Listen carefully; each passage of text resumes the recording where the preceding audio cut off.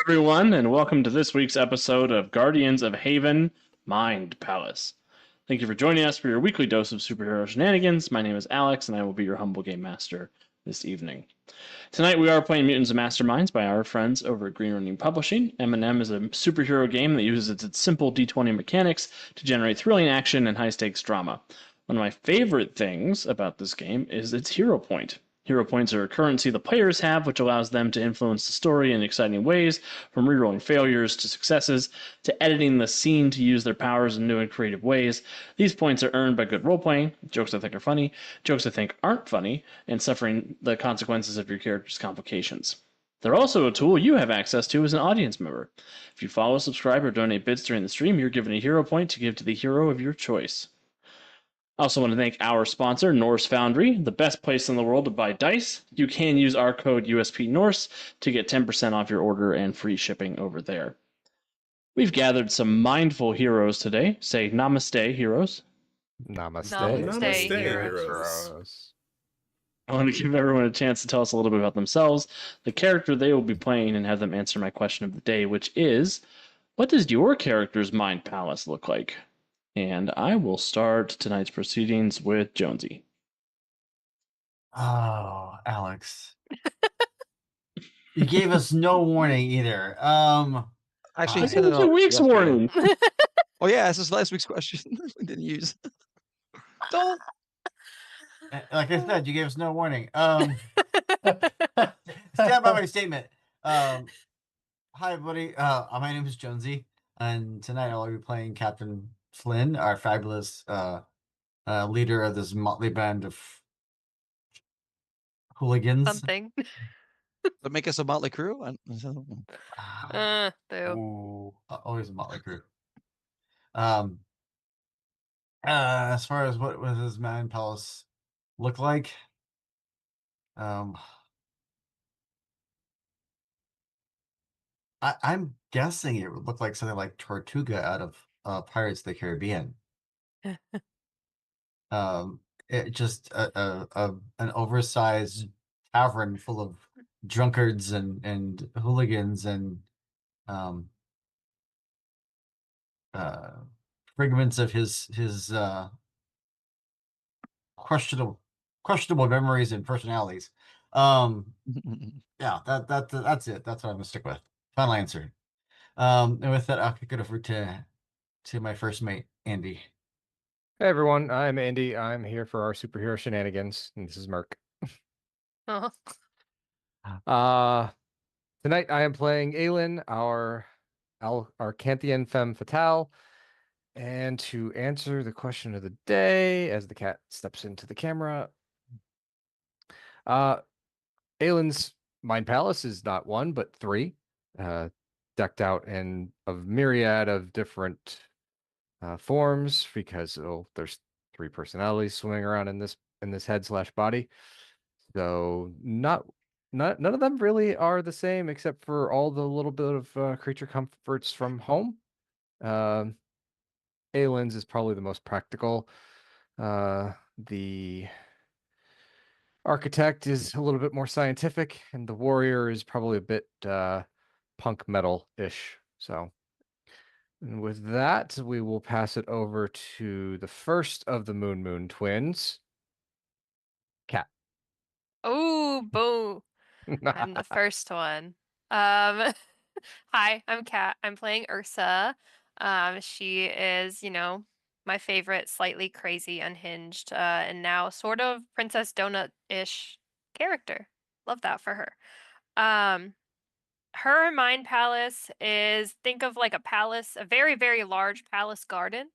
Up until recently, all of the plants and everything in it have been sort of dead and sad and barren.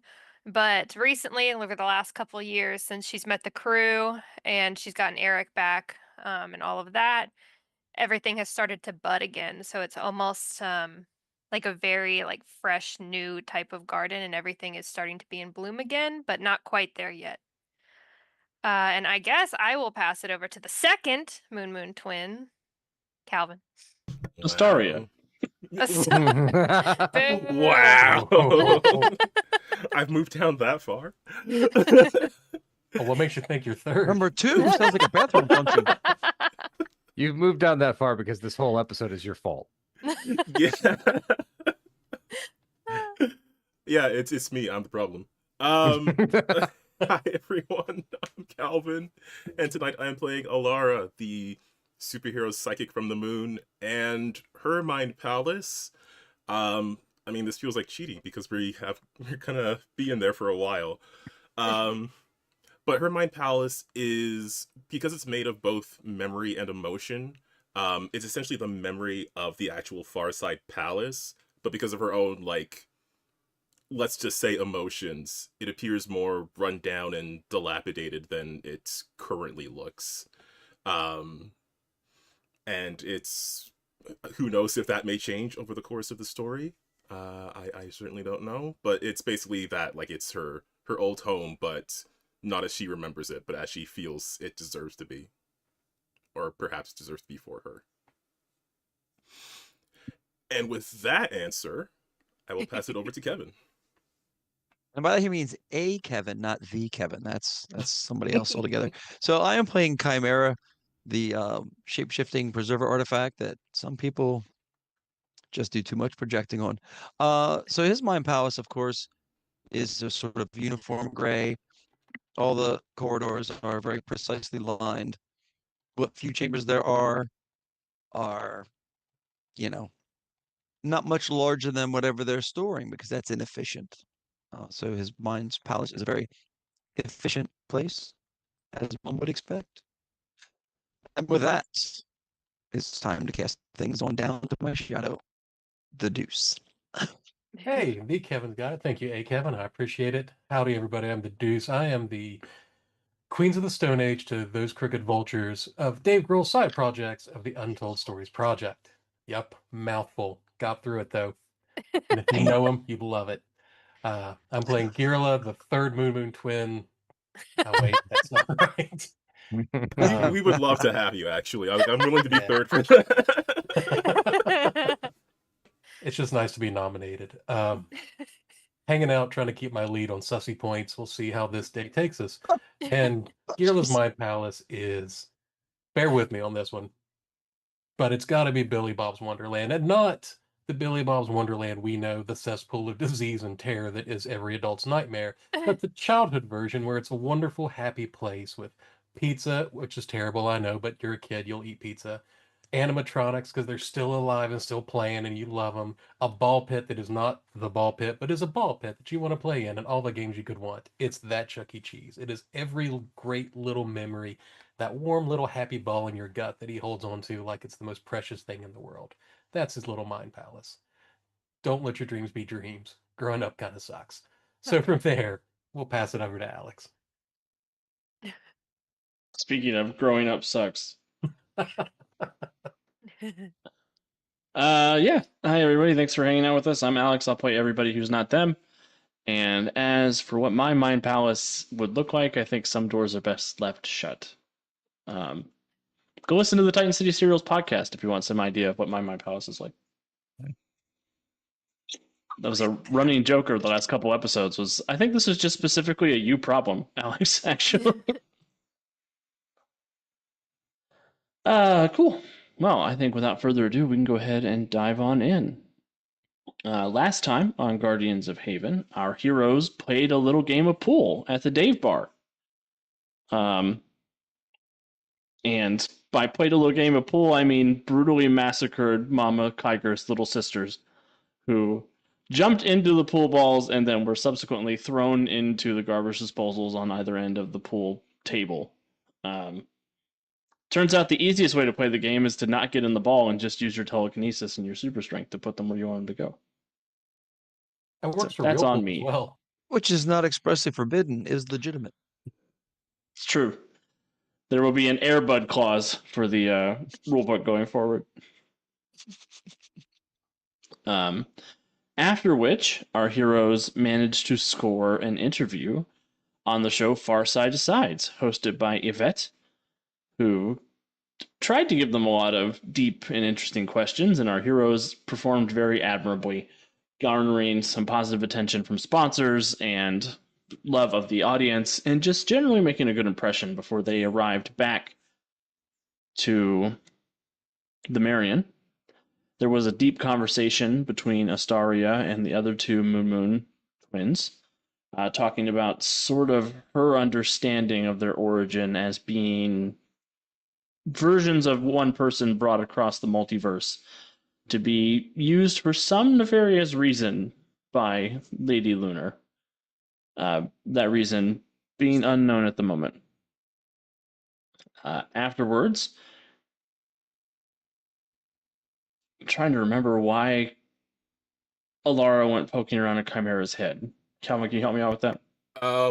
Apparently, according to Astaria, Watson claimed that Chimera knew what the whole thing with the Mapples was about and why he kept using those through her tests. So we went to ask, and then there was some other entity in Chimera's brain. So Alara's thought was to bring Chimera into her mind palace, to ask those questions without being invaded by that entity, without saying out loud that there was something there, which probably would have been the more practical thing to do.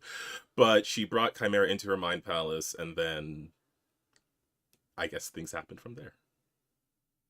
Yes, the two Moon twins and Chimera are trapped in Alara's mind palace, and our other heroes are none the wiser at the moment. Except for the fact that they all screamed out in terror and were suddenly silenced. Oh wait, no, sorry. Yeah, They all clearly we're screamed going out and with collapsed. With the Yes. 11-year-old Forever Evil line from DC, where the heroes were trapped, where the Justice League was trapped in the Firestorm Matrix. Yes. See? You gotta know those DC lore masters and pick their brain. And Gearless sent a message to Mama Kiger asking if that you could all meet to have a discussion. That will hopefully be answered at some point tonight. That's her discussion. Everybody should have their hero points. Everybody should have their luck points. May I have a luck point, please? You may have a luck point. Yeah. Do you have luck on your character? I Or do. are you just asking me for a luck point and I just gave it to you? Okay. I mean, I could actually pull off both, but I do have it on the sheet. He Actually, figured you were reference if he does- expecting it's better to ask forgiveness than permission, so he thought he'd throw you for a loop by going the other way. It just means Alex is gaming with me too long. He's going, wait a minute. Now that it's too late for me to do anything about it, did you bamboozle me? So yeah, we'll start with the three characters who are not in the Mind Palace at the moment. You do see Alara, Ursa, and Chimera cry out and collapse. What just happened? I was sending a message. We don't care what you were doing. We care what happened to. And she walks over and kind of looks at Ursa and Alara and kind of does the slap, slap, slap. We could do this all day, but they appear to be out cold. They don't look like they're hurt. I'll waddle over and look at them. Girla, you can see clearly with your life sense that there is some powerful and malevolent presence inside them. Oh, that's different. Elaborate. They're not hurt. Oh, they're not hurt. That's good. But they've got like a bad person inside all of them. Like it's the same person in them all, maybe. It's hard to explain.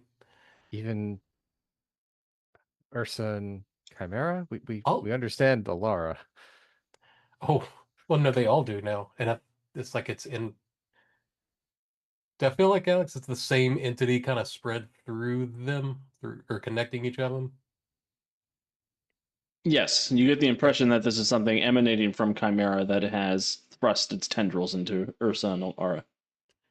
So there's a whole lot of the icky stuff in Chimera, and then it's kind of like stuck to the other two now. Like they're like a spiritual spider web, maybe. It's kind of dark and icky.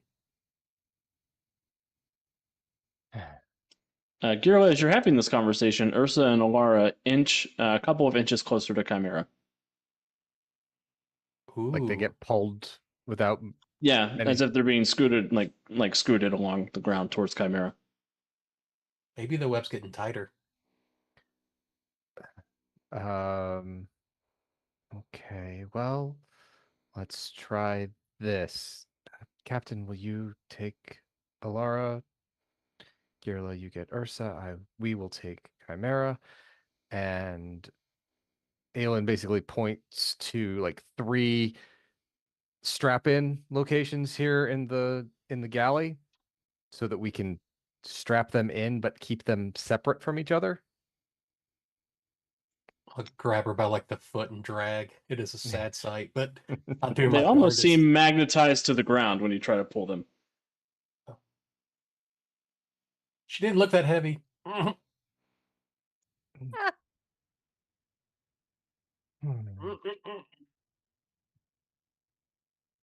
What was that? He's trying to pull her. It's not working. Oh. He's just tugging on her leg.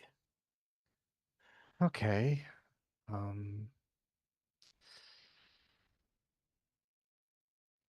Maybe we get some straps.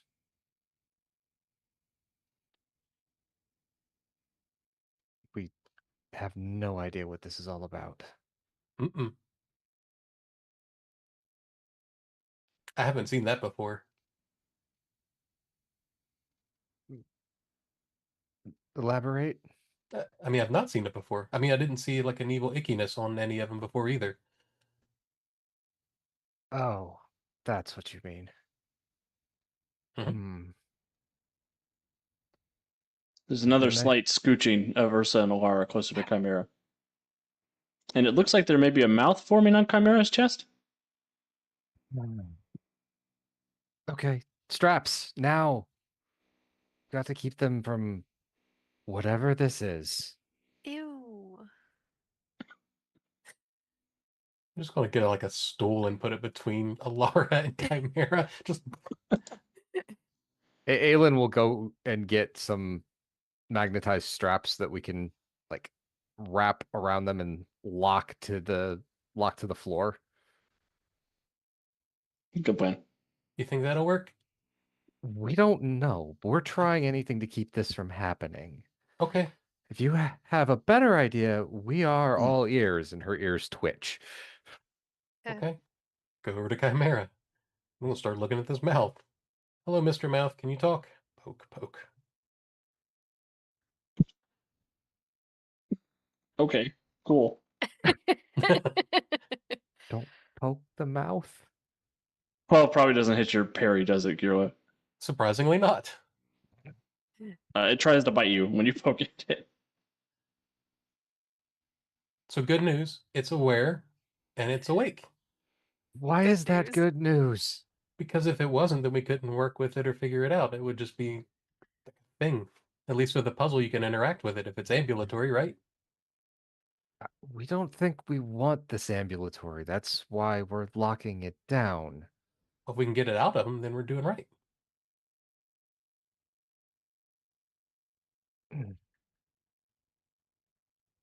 Aelin storms off to find the others aboard the ship to get them to start throwing ideas out here. Awesome. Meanwhile, in Alara's Mind Palace, Alara, Ursa, and Chimera, you are all standing in the ruined throne room of Farsight City.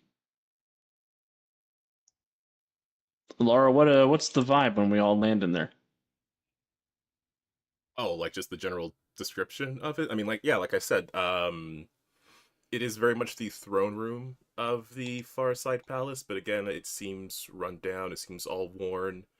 I guess in the throne room specifically, on the, like the, what's the word? The dais, I think is the word that I'm looking for. The elevated platform where the throne itself is. It looks, rather than just being worn down, it looks like someone, like, took a hammer to it, basically. Amazing. All of the shadows in here feel particularly stretched and dark, as if you've come into a haunted version, like Mortis is around.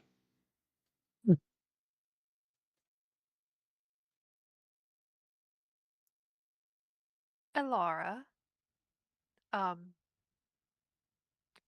what is this? It's a bit of a fixer upper, but I was trying to. I wanted to construct a place where I could just go to think, you know.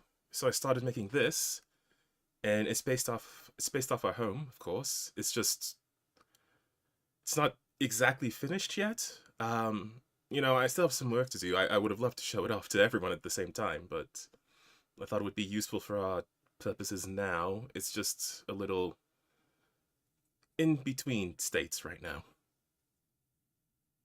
It is incredibly useful for my purposes. Oi? Oi? There's a Hmm. sort of lurking in the shadows near the throne. You do see this sort of emaciated and tackle raised profile. It looks like a shadow, maybe, or a cat stretching its back up with a long, gnarled face and 6 glowing red eyes. Ursa will look between Elara and Chimera and say, okay, whose mind thing is that? Well, he's not Which one one of of you? mine. No, I am a being far beyond the meager imaginings of the things we left behind. Chimera unit, how is it that you have found yourself in the company of these beings? Following my program directives has led me to this place. I find that highly unlikely.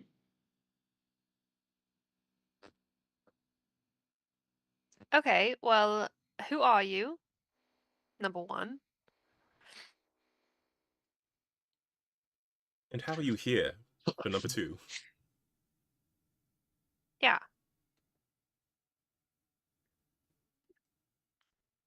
I am the caretaker. The one that was left behind when the rest of us fled this universe.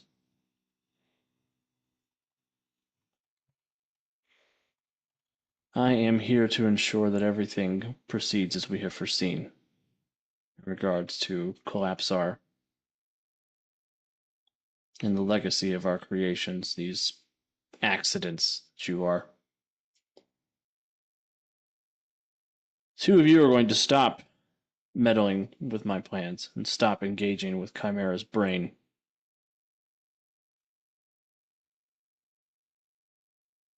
Wait, I'm hearing a lot of we in there. Are you a preserver? That's what they call us. Oh. Well, if I had known you were coming over, I would have cleaned the place up a bit. Elara. I'm making light humor. But more importantly, whatever hold you happen to have on our friend here, it's if it's not one he knows about, then I don't think it's one you should have. As he said, it's in his programming.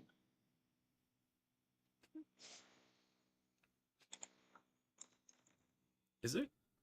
Chimera? Do you know this shadowy figure? Processing.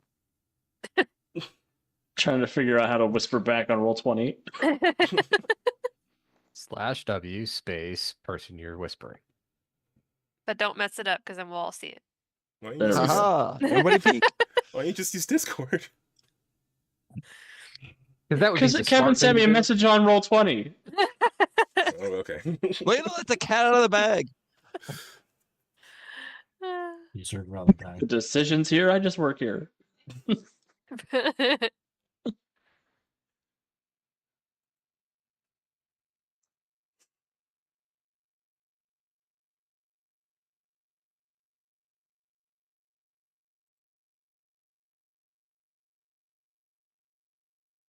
Don't mind the typing at home.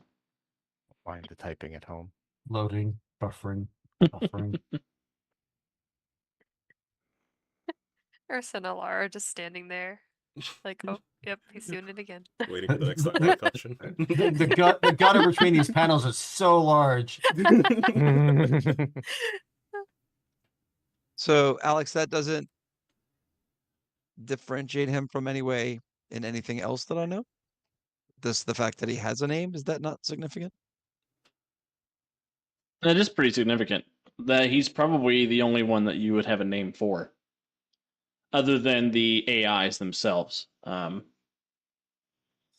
the mummified preserver you guys met last season, the Prophet. In death, the members of Project May have a name. His name was Robert Paulson. My programming only records that his name is the Caretaker, but I know little information about him beyond that. The fact that a preserver has taken a name is itself unusual, but I have no further data on that as well.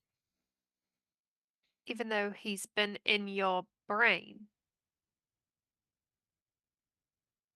If he is a preserver, then he understands my programming better than I do and can therefore conceal his presence should he choose to do so. The fact that he is not concealing his presence should be considered alarming.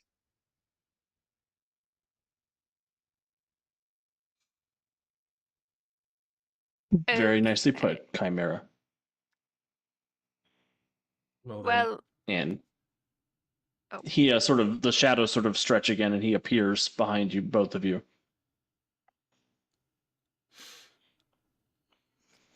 so what are your plans for Chimera then?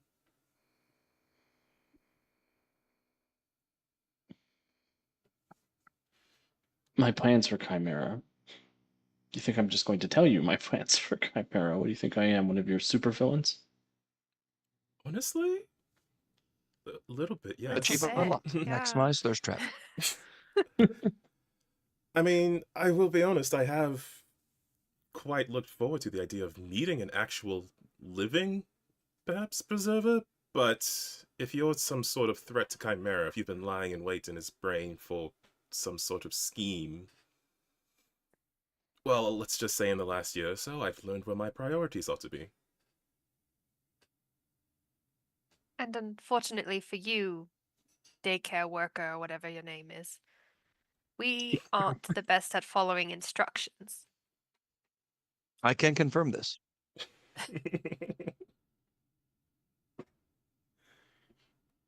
The two of you need a lesson in manners. I know, we've had plenty of those. They didn't really take. And he will raise his two fingers and poke the both of you on the back of the head. I'm going to give you both a hero point, and the two of you go rocketing away from the throne room. Oh no. Into where? into a dark memory. Oh, shit. Oh. There's so many of those. There was that time Alara did this. There was that time Alara did this. There was that time Alara did this. Now hang on a minute. Lady Lunar did some stuff too. There was that time Ursa was with Alara when she did this.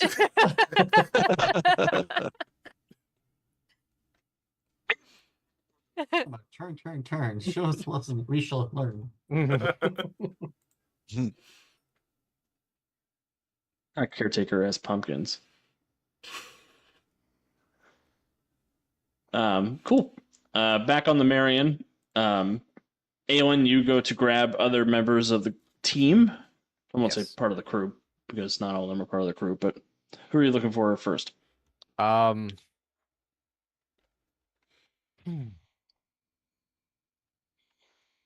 Astaria? Ugh. Sorry, I don't hate her anymore. It's my bad. Oh, It's a you reflex. Is that It's true? just a reflex. Oh, Reflex gag. Yeah.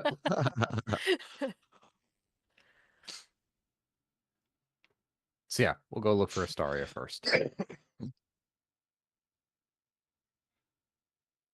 awesome. You do find Astaria. She is lounging in her cabin. Is everything all right? Did you not hear the screams?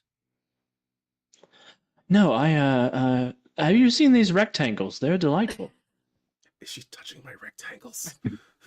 They're in her room, so no.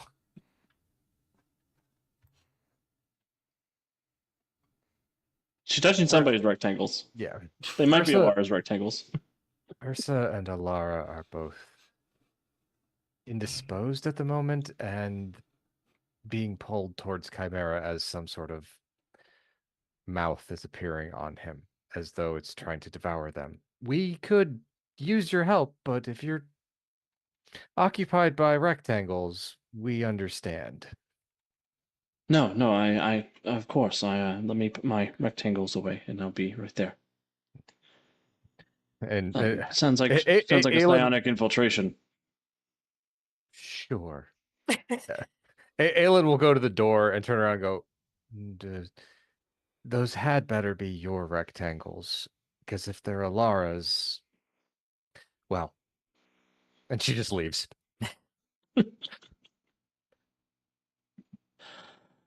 Oh, I kind of want to give Aelin a hero point. Do it. Do it. Aelin, you definitely see one of the rectangles, and it is definitely one of Ogris's mixtapes for.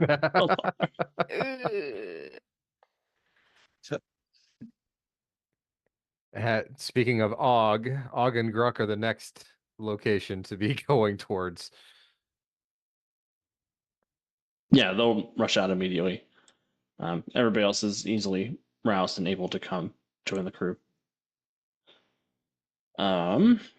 Andy, will you roll a d20 plus 10 for me? Absolutely.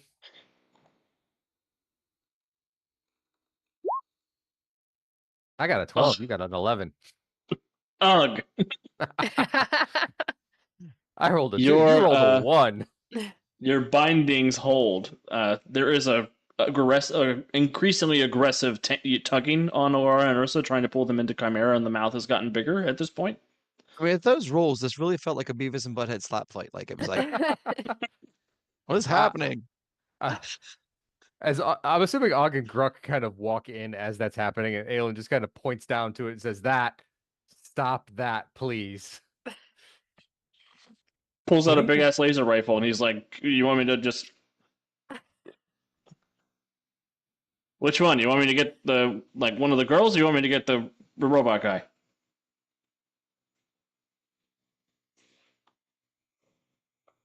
She looks exasperated at Gruck and then turns to Og.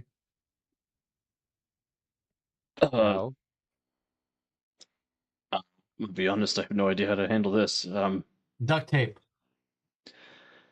Duct tape fixes lots of things, Captain. Yes. I'll try to reinforce the bindings. Astaria, do you have any thoughts? And Astaria is standing in the galley, looking down at these proceedings, and she'll look at the other 3 crew members and say, "We have to go inside and kick him out." First, Aelin looks at Og, looks back at Astaria, looks at Og, looks back at Astaria, and then keeps her eyes on Astaria and goes, "We're sorry, what?" I don't want to go in the mouth. That looks dangerous. No, you'll have to go into Alara's mind and help reinforce her, help find her and save her from whatever this thing's doing. I prefer the mouth. The mouth will probably be more sanitary. And what's to stop what's happened to them from happening to us? Well, Gruck, Og, Cynthia, and me, I suppose, and Moriarty if he's around here. Oh, Cynthia can go find him, we suppose. Yeah, and Astaria will sort of anchor herself against the island in the galley, and she'll use her telekinesis to push down on Alara and Ursa. And she'll tell the rest of you to lay down, and she'll help secure you while Og bolts you in using the bindings that you found, Aelin. Wait, before you do anything, what does this entail? We are going inside Alara's mind? Yes, Alara's mind palace. Whatever psionic entity has infected her is in there somewhere, and you're going to have to find it and root it out. Thought it was in Chimera. And I'll point to the mouth. The main entity is in Chimera, but you do not want to fight the main entity on home field. I promise you that. A mind palace. Sounds pompous and grandiose. Perfect for Alara. Shots fired. Can't you just put like a ball gag in its mouth and it can't chew us? Gruck looks at everybody and is like, let me go check my bunk. I'll see what I've got. Thumbs up. Wow. Aelin just looks at the captain and looks at Gruck walking away. And shakes her head because this is the weirdest day she has had in quite a while. I may have sent him a care package. What do you want? That was very nice of you, Captain. Oh my god. Oh, damn. Welcome to Guardians of Haven. Saria, what exactly are we doing? Yes, kicking entity out of Alara's mind palace. Can I What does get, this entail? Can I get a better idea of what the entity is Someone say tail. here? Astaria will say, I'm not 100% sure what the entity is or what it looks like, but it will be noticeable. It will be infecting everything in her brain. At this point, it's probably chased them into some kind of bad nightmare or memory, and will be trying to basically bully them into submission. Well, if there's one thing that's on our side, it's the fact that neither one of them can be bullied. No, I suppose not. Although I suspect if their past is as rife as mine is, there will be lots of bad things in there.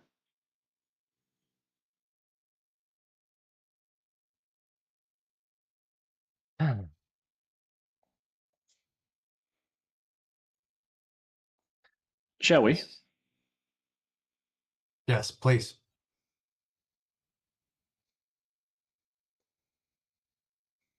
And Astaria will raise her hands to her temples, and she will zonk you all into Alara's mind palace. Meanwhile, back at the Hall of Alara, Alara, where has Caretaker sent you? Ooh. I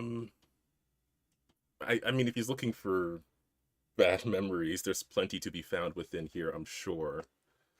Are the twins being separated? Or are we Indeed. still together? Okay. Then there's probably any number of things to choose. I guess if it would pick a random place, it would be wherever in the palace the Moonstone used to be stored.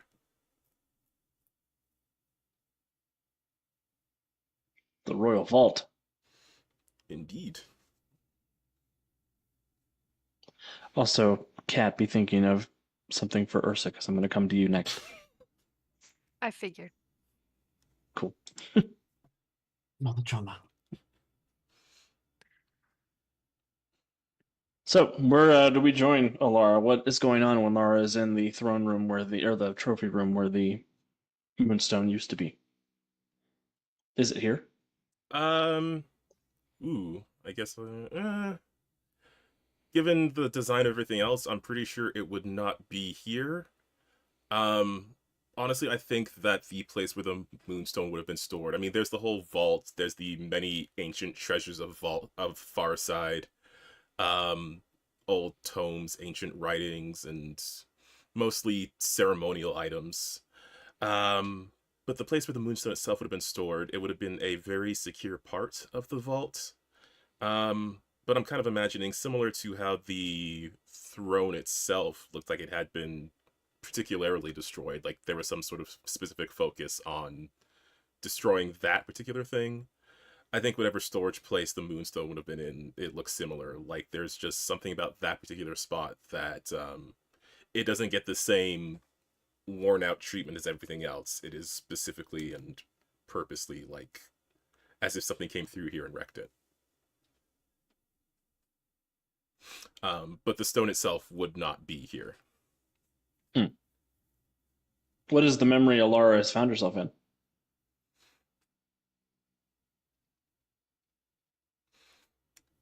I don't know if this is a specifically traumatic one. Well, yeah. It would be right before Lady Lunar's takeover of Farside.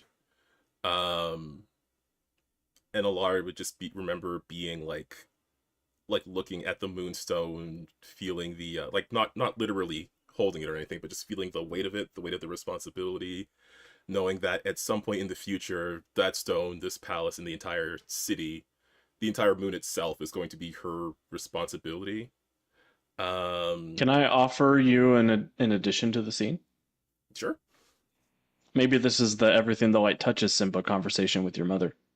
Oh, I was okay. Yeah. It's perhaps the last full conversation they had before the ceremony where everything terrible happened. The the moon's red redding situation, but yeah, the last conversation they may have had before that. And I don't know that it's necessarily traumatic in and of itself, but just that maybe there was something said or unsaid that Alara wishes she could fix that she never got a chance to. Well, what does your mom look like as she's beaming down at you? I think this is the first time we've seen her on camera, quote unquote. I'm gonna say that the twins' mom looks more like an older version of Ursa. I think Alara inherited her father's looks more so, but their mother is certainly like, I don't know. I'm just picturing she's older. She's got the same beautiful flowing hair that Ursa does, and just this look of this usual like serene look of responsibility on her face. Like she's obviously carrying the weight of Farside, but she plays it off very well. The sort of thing that Alara would want to try to do in her own future, or what she would have thought it would be. Awesome. So yeah, your mom will sort of guide you around the vault, telling you about the different treasures and the different responsibilities and the different historical footnotes of the different things in here. And when you get to the Moonstone, she will sort of swoop up to it,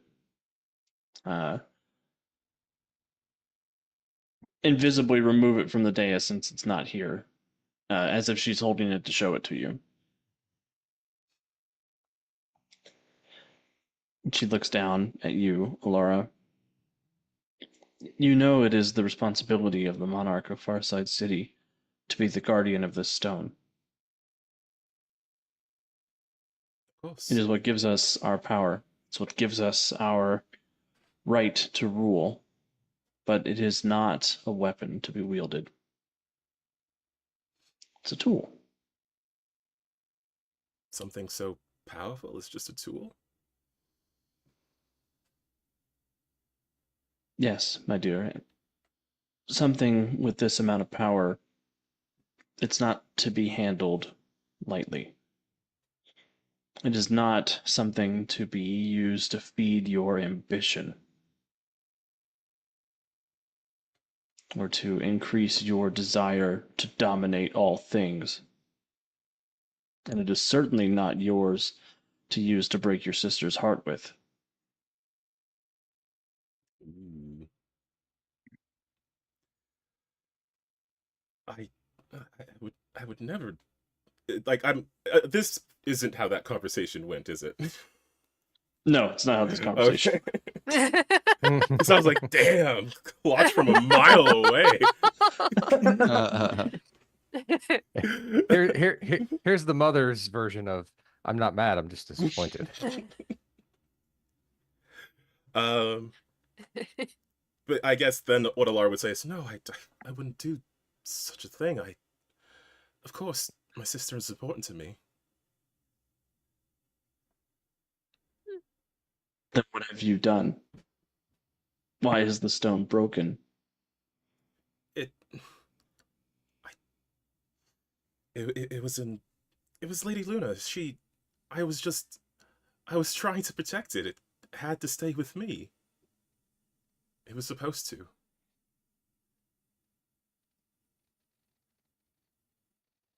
And as she's holding it, when you evoke Lady Lunar's name, she does appear in the vault. And she sort of glides up. In one swift, elegant motion, she slashes through the moonstone, cutting it in half and burying a knife into your mother's heart. That feels very accurate to reality. I guess Alara's just gonna lunge forward reflexively, trying to, like, I mean, she's going to try to grab her mother before the Lady Lunar image can stab her, but she is likely going to fail that. Yes. When she does get stabbed, are you trying to grab for her, or are you trying to grab for the stone?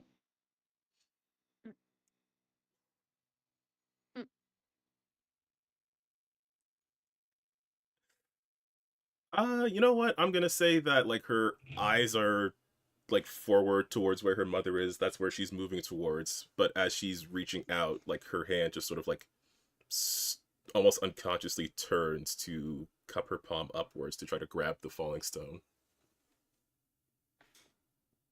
And Caretaker will snatch it before you can grab it. And sort of hold it up in his talons and look down at you. Really, you use one of the greatest weapons in the universe as a bauble for your queendom. It's more than a bauble. It's a responsibility. It's a symbol of Farside. And what is Farside? Is it this noble kingdom that your mother presents, or is it a den of backstabbers looking to step over each other and climb over each other to achieve great power? Farside is the most beautiful place in the universe. If you were truly a preserver, you would know that. Oh, certainly. He sort of gestures to the ruined state of things that you've left things in. You definitely seem to believe that. This isn't how things should be. It's just needs some It's repair. just how they are. No, this is. It's not. It can't be. This is just what I've brought into this place. Well, you are right about that. This is what would happen as a result of your rule.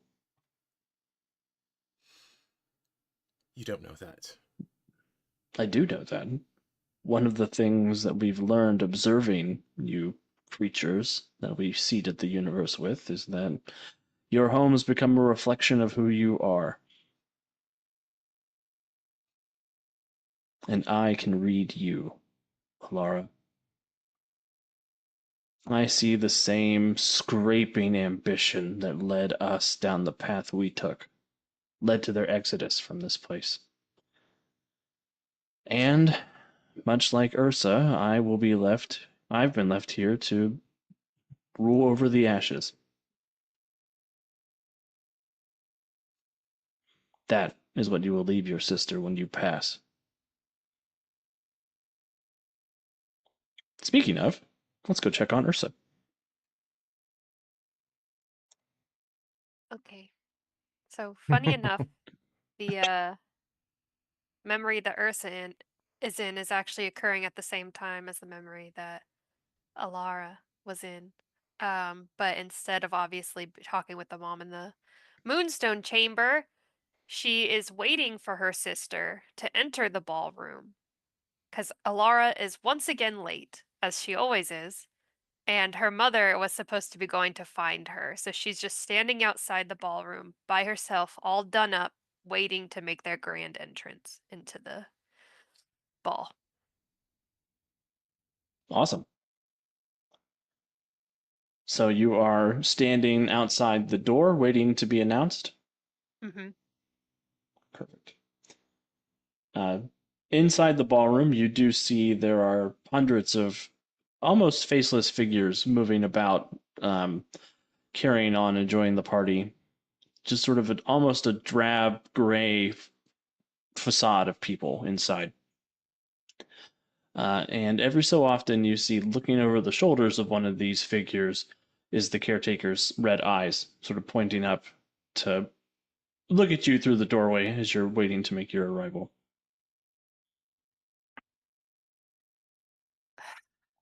What is this now? And she'll sort of look over her shoulder and see if Alara is anywhere in sight. Alara does seem to be in sight. And does she look like she does now, or does she look like she did then? Because we were 16, I think, in this memory, or 14 or something. She looks like she did then. However, she does have a maple that she's chewing on as she's making her way up.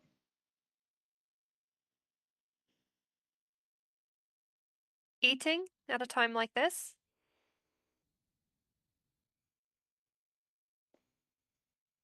Uh, now I need to figure out how to do Calvin's voice. Mm-mm.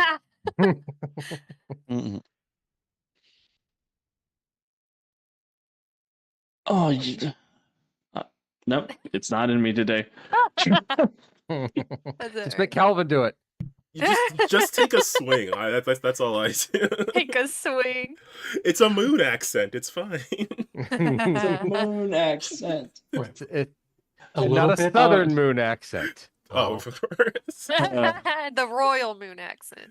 That's right. I'm here with my sister Ersa. Ersa. There's a- I got a different name right now though, because we haven't taken our pseudonyms yet. Correct. wow. It's an A name. I know that. I definitely don't remember. Not important. Yep. It Does is it need to 16 be of revealed to the moon years or audience? human years. moon years, obviously. It is Astra. It was Astra and Ayla. Astra. Ayla, that's right. Ayla is Alara, Alaris, right? Yeah. Yeah. And Astra Yep. is me. Oh, you know, sister, I'm just trying to keep my my energy up. I don't like these public gatherings nearly as much as you do. Right. Well, I suppose you should stop eating the apple so we can head into this ballroom. No one's going to be looking at me. They're going to be looking at you, of course. Right. They're going to be looking at me in the ceremony where you are the one that's announced as the next queen. Oh, I guess that's right. Maybe we could. You want to trade outfits? Maybe they won't even know. No, yours is ugly. I'm not wearing that. Sister, that's not very nice. Okay, this is clearly not real, so please let's move this along and tell me what the purpose of this is, please. Alara actively pouts. I am not going in that ballroom. I know what happens there. You know what happens there. And I refuse. So you can make sad Man in pouty the back faces said at everyone me attack. as much as you want. But I'm not doing it. So stupid caretaker or whatever, just tell me what you want, and I'm not going to do it, and then we can just move on. skip so many steps and just let me out of whatever this mind hell is of my sisters. You can't press skip cutscene. Press X to doubt.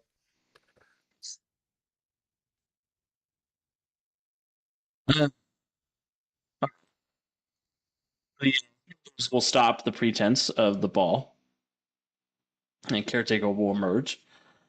He will come forward. He will open up the door that you're waiting behind. You really are the tougher one of the operation, aren't you? Not particularly. There's just been so many horrors in my life that I no longer care to deal with the ones I can avoid. Interesting you think this is avoidable. Is this not me avoiding it? Accelerating. Trying to think about what to do with you now that you're not willing to play my game. Well, you can end this little charade you have going on and let us out. Well, I certainly can do that. And he will poke you on the forehead, and you will appear in the throne room with Chimera.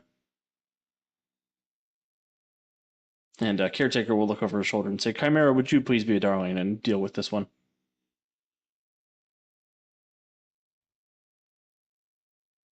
Chimera, if you touch me, I will squish you like a bug. Don't even. So I don't know. Hold on. Let me type a secret message. He's ninja noting. He's ninja noting. I kind of want to see that fight, though. The last time I did a one-on-one in an Alex game, it did not go well. Yeah, but it's me. Kevin rolls just as bad as me. Yeah, but you ain't Centuria, so there you have it. Yeah, that's true. I did bad when I was Centuria. Imagine how I do as Ursa. Kevin's secret message says, "How do I do a falcon punch, Alex?" Wow. I object. Overruled. Pause while Alex figures out how to reply. Step 1, roll to hit. Here's a hero point, Chimera. Okay. That's a pretty good response. So yeah. Here it Start comes. cheating off of good Kevin's papers. So I will brick up and throw hands. Brick up. You do Ew. Gracie anymore? I guess you expect me to spend that hero point, don't you? All right. What? Just think Kevin is done with a hero point to Cat. Oh, Jesus. it's a 29 to hit. Well, that'll hit me. 27 toughness save.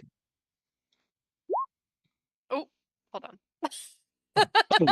She dies immediately. One shot. Not a nat one. If you Okay. touch me. And the part, Are you Oh, kidding me? and the Okay, part the it's a vampire. 26. That's Wow. a bruise. So that is a bruise. It's a bruise. I do want to hear Jonesy's joke because it's my. I'm here for it. Are you a vampire? Because you just got one punched. I've never been the vampire in this situation. Wow. That's not true. I did one shot Centuria one time with Argo. Yeah, I do remember that. That Oh, was pretty yeah, you traumatic for pounded my everybody. ass Like, into the holy ground. jeez. I was in like a crater. So I was I drunk. talked about that. I talked about that on M&M Monday this week when we were talking about how to handle Wow. defeat as a player. So it's we were doing robots that are karaoke. Cat's It was weakness? great. Robots very, are very Cat's strong weakness. robots. It's carousing. Yeah, really. Chimera's a robot too. That's weird. Yeah. Oh no. Uh-oh. We're drawing all kinds of bad analogies here. So I'm fighting back, I guess, right? Is that what you want me to do? That's up to you. I don't care. All right. Telekinetic blast your ass, my boy. Okay. Can we stop rolling ones and twos? That would be really cool. I would love that. It's kind of There we ratcheting up go. excitement. 28. Yeah. That will hit. 27. Hold on a second. I have lingering bruises. I better get rid of those before I roll my old toughness save. We don't want this to go too No, sideways. just keep them. now. Just keep them. No. Got to keep this interesting. All right, here we go.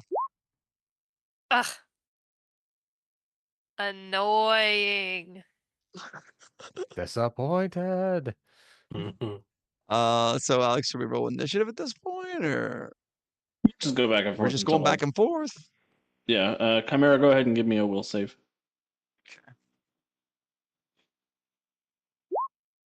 A dirty 20. You still feel pretty compelled.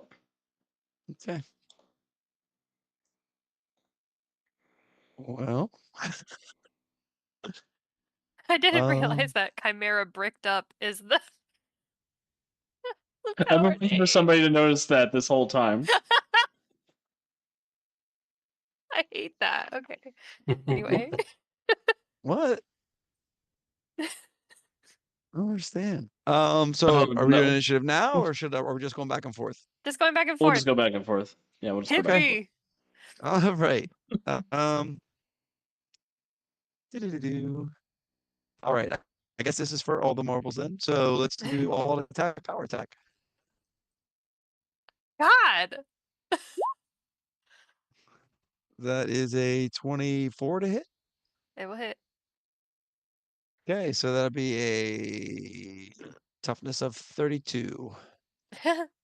Awesome. Oh, well, 30. Not the Okay, worst. and I guess I will utilize fast grab. Oh, So she'll make what, strength or athletics? She's- Strength versus 10 plus your strength. So plus a 22. So she needs a DC 22 to avoid the grab. for a strength roll? Yep. Okay, I can't roll that. I'll roll to see if I get a nat 20. I didn't. Okay. I have a 0 strength. Oh, well, you It's are not a bad mobilized to roll for a defenses. 0 strength. Yeah. Not a 20 though. That's correct. So I don't need to move to use my powers. Correct. So No, can you I don't. just keep using my powers then? Yep. Okay. I will pull one of the chairs from the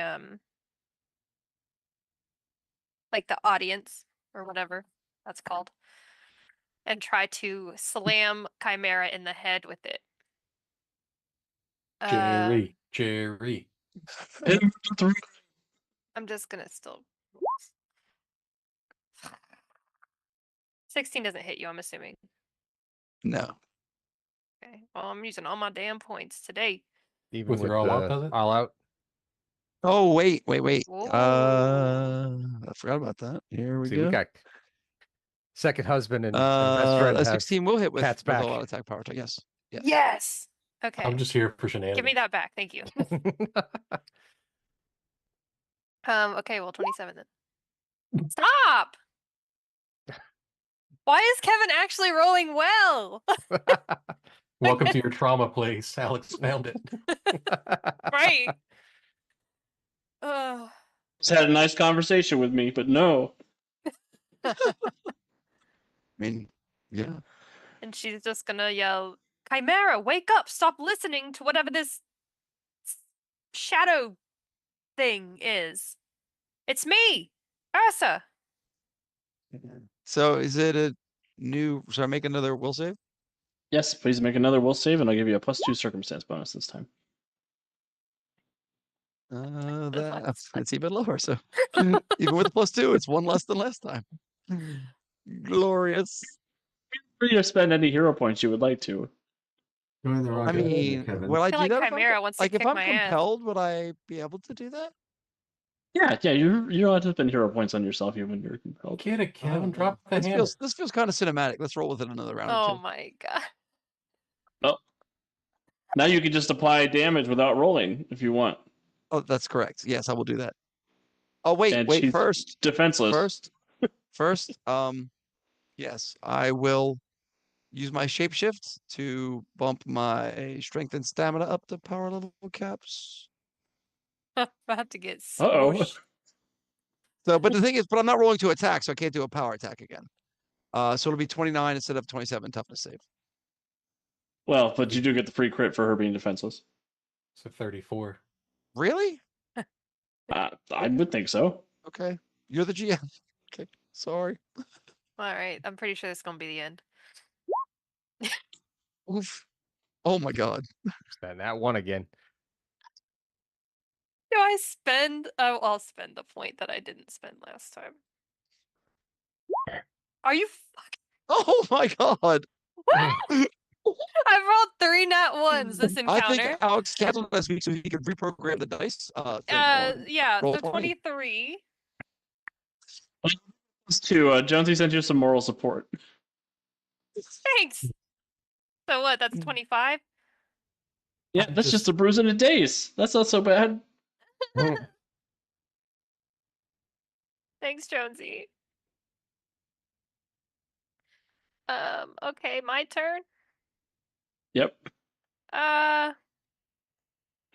I'm gonna try to break my ass out of his grab by pushing him away with my telekinesis. Is That's a that good just move. another telekinesis check? So ordinarily it would either be a dodge check or a strength check to get out, but I'm happy to let you spend a hero point to use your telekinesis in place of Lord. strength. Would my improved hold have the same benefit against telekinesis as it would the raw strength? Yes, it would. So she's at a -5 to break out. Yep. Is that correct? Okay. Okay, you know what? Never mind. I'm gonna Your keep my hero telekinesis ranks points are so probably that I higher than your don't physical strength. die. Yeah, and then yeah, no, I guess I'm gonna try to hit him again. Here we go. All right. Roll 20, what is happening? That is so many 13s. I'm actually getting irritated. Yeah, she's like stuck on 13. Like that's crazy. Does 13 hit your defense Well, I with all assume out? like the He didn't go all out last time. well, you're right, Oh, because that's right. I He had to didn't. grab, so that ended. So I guess I'm a 19. Yep, and you're not vulnerable while grabbing because you have improved grab. So All right. Knock me out. So we'll save first. Don't kill me. well, at this point, the other heroes arrive in the throne room, shunted in by Oh. Astaria. You see freaking Chimera beating my ass. That's There's I'm more like absolutely- crushing you than beating you, but that's beside the point. I mean, it's Sure. semantics, right? And you see just like items flying around, missing Chimera, just like me stressed as hell. He's 11 feet tall. How are you missing? He's crushing me. I can't see. He hugged me from the front. My face is in his chest. I just can't do one-on-one battles. Roll20 doesn't like when Cat does one-on-one battles. That's very true. So, Chimera, please make one more will save, and you'll get one more action before the heroes can intervene.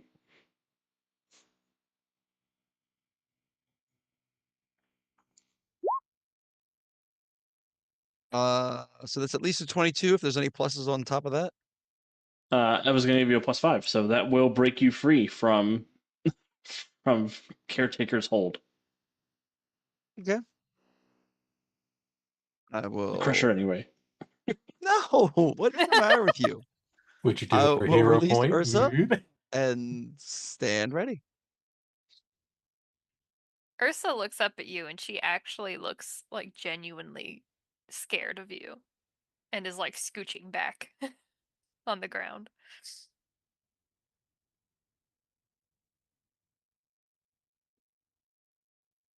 I will also release my shifted points with shape shifting and drop back down to normal size.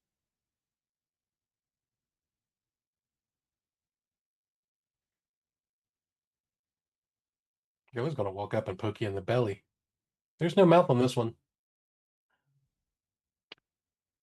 I believe we are in a constructed space, and this is not reality. Simply our perception of it. Oh, there's a mouth in the real you, like on your belly. Interesting. Is the caretaker still there?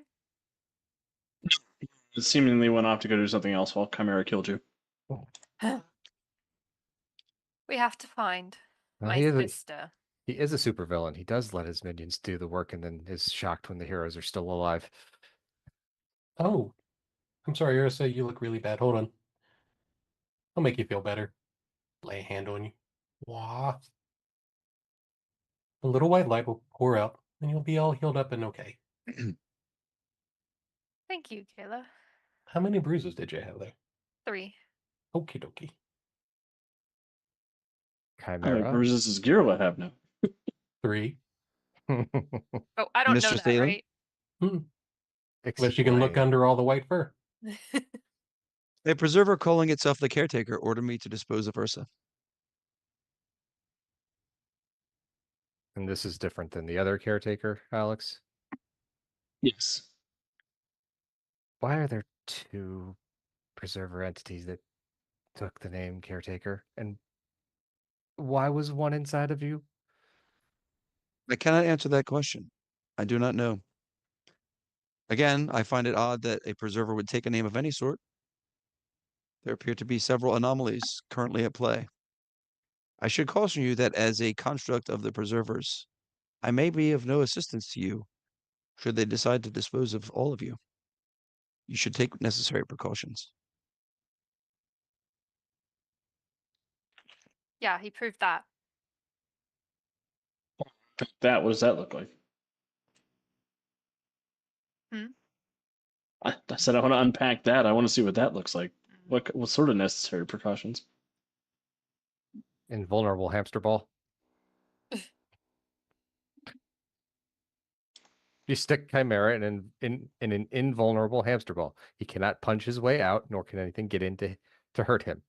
And it's frictionless, so it just rolls in place. You can Ursa borrow is the pool heading out balls. of the throne room towards the Moonstone Chamber because she's pretty sure if her sister is anywhere, that's where it's going to be.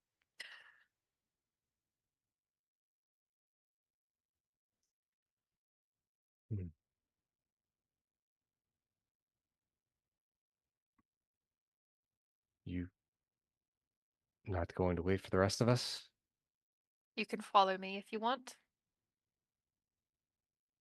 Well, we did come in to rescue you, so Well, I've already had one of my party try to kill me today. So Well- I really just want to find my sister and get out of here. We got 2 of them. With that, I'm Look gonna at draw him. my. With that, I'll draw my blaster and activate my little drone Scarlet and send him ahead, since I can see through his camera relay.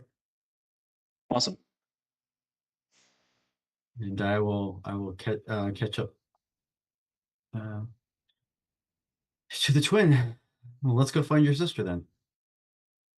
Thank you. What does Scarlet look like? He's a little red orb with 2 turrets on the side and a little camera lens in the front. Does he have a hat? He does not normally have a hat. No, bummer. No worries. She like Will Scarlet and you're like Robin Hood. And Maid Marian, you finally putting together. Oh. For some reason, my brain did not make that connection. Alex Scarlet is always missing a hat because the bird keeps stealing it. Or Scarlet. Awesome. So Scarlet will arrive in the vault before the rest of you, I assume, unless people are trying to get there using their super speed or flight or any powers like that. Don't say super speed when Deuce is here. No, the captain is doing the smart thing and scouting before we all rush in. So yes, agree with the captain. Scarlet winds its way down through the halls and twisting labyrinths of this sort of snaking and terrifying palace that folds in on itself and has almost like an MC Escher-esque twisting pattern. until you find your way into the vault. Scarlet's camera is able to pierce the darkness inside, where Alara. What is Alara up to? Is Caretaker still around, or did he? He is still around. I should point out, Scarlet does have a sensor cloak, just in case. That makes him a little bit difficult to detect. Okay, so Alara might not notice then that Scarlet is here. I was more worried about the caretaker noticing it. Oh. Scarlet was cool. But yeah, Yeah, that I don't know. well, it can steal some from like electronic senses and stuff. So I mean, he's still there. You can still he's not invisible. It's a sense like motion detectors and stuff. He can basically scramble and stuff. But like visual senses, like you'd still see him. So Okay.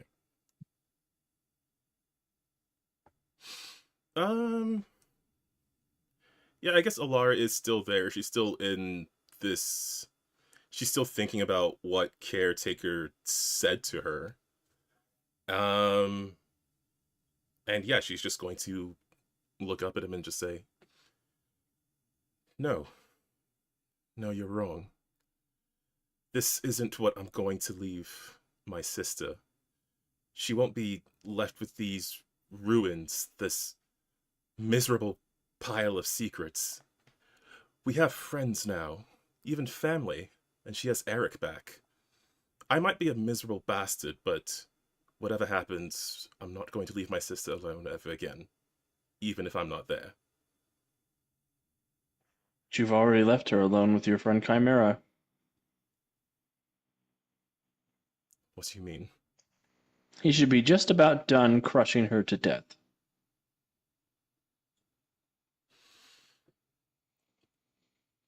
She will... I mean, she doesn't have the same physical powers, but she is going to try to reach out and mind crunch the Caretaker. Good job, crunch face.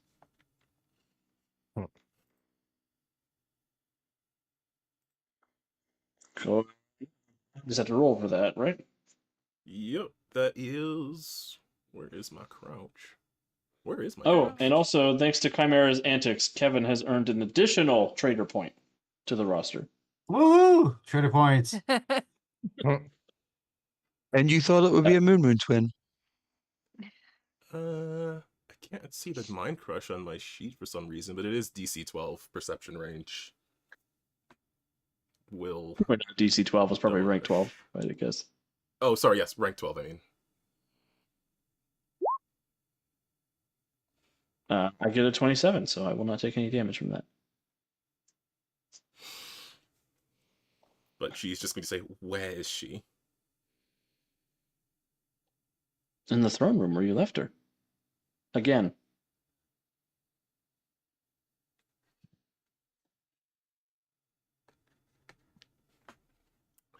I want you to know, when this is over, and I've pulled you screaming and bloody from Chimera's head, I will kill you slowly. And she is going to run off to the throne room.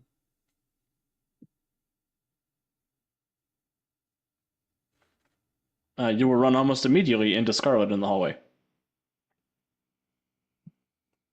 The cat is...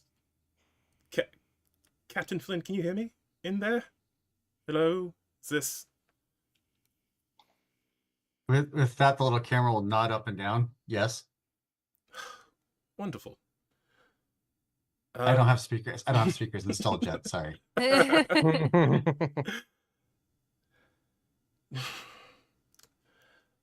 And then she will just, with just over her shoulder, not as alone as you thought she was. Alara, can you make a will check for me? I can certainly try. 23 does not feel like enough for whatever this is about to be. Oh, Scarlet. Nice knowing you. I'm gonna spend a It's luck ju- point. I mean, it's just mind construct Scarlet, so It's not actual Scarlet. If you die in Alara, you die in real life. Oh Just wait no. till I, In Alara. just wait till I give him an AI.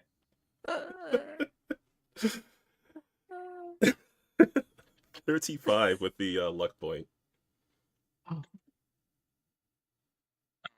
35, you do not suffer any damage, but you do feel the effect of Caretaker leaving the Mind Palace.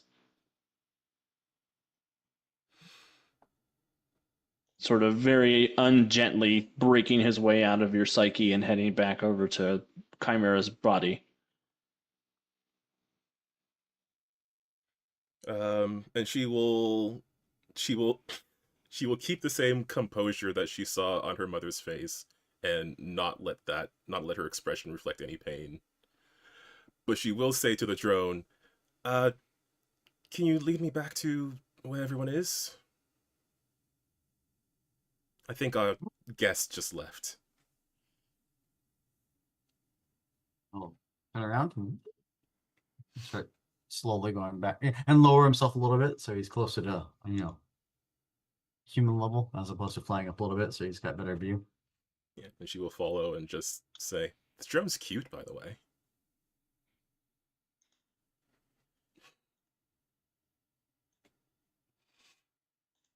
Okay, just no speaker. I was waiting for Jonesy to respond.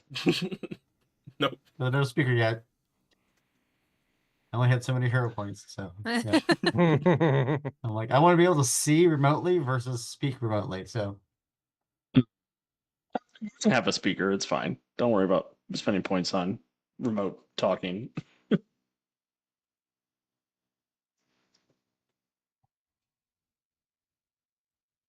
But Scarlet can lead Alara back to the group. Oh, you're all here. And Gila, hello. Hello. We found you. Well, Captain found you. Yes, you certainly did. Sister, you all right? Now, yes, thanks to Gala. Had a bit of a rough patch, and she'll just glance over at Chimera. But we're all okay now. Are you okay? Oh, wonderful. Just had some words with the caretaker. Me too, but didn't seem to like mine. Yeah, no, I'm not sure why he doesn't like us. I know, we're so likable. Honestly. It's poor taste is what it is. Exactly, I agree. Can we get Perhaps- out of here? I'm really tired of being in here. Oh, yes. Well, my apologies, everyone. If it's not obvious, this is my, well, I call it a mind palace. It's sort of a psychic space that I constructed, just somewhere I could go to. Explain out of the mental atmosphere, Oh, yes, of please. course. Astoria unplugs everybody while they're in the Matrix. That's the end of the game. And yeah, Alar will just try to bring everybody out of the Mind Palace, potentially using Astaria's link to ride back through the network. By the way, everybody, Just you're going to be leaving strapped the- down to the floor when you get back. Whee! What does leaving the Mind Palace intentionally look like instead of being taken there by force?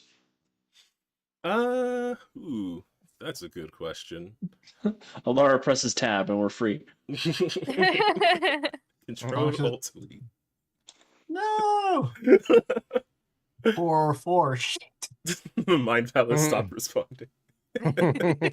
Body not found. No, I'm just kind of picturing this, like, swirl of, I mean, I wanted to say the swirl of fog, but that feels very Barovia. But it is very similar to that. There's maybe just these hints of, like, purple and bluish light within the fog itself that leads to, I guess, this, it feels like a tunnel, perhaps, that you're going upwards through until you just wake up wherever you were before you went in. Awesome. but Most as- of you are bolted down to the galley. Oh, go ahead, Cal. Sorry, I didn't mean to interrupt you. Oh no, I was just gonna say, as we're leaving in this moment, when Alara she sees all of her friends here who have come into this clearly dangerous place to rescue her once again.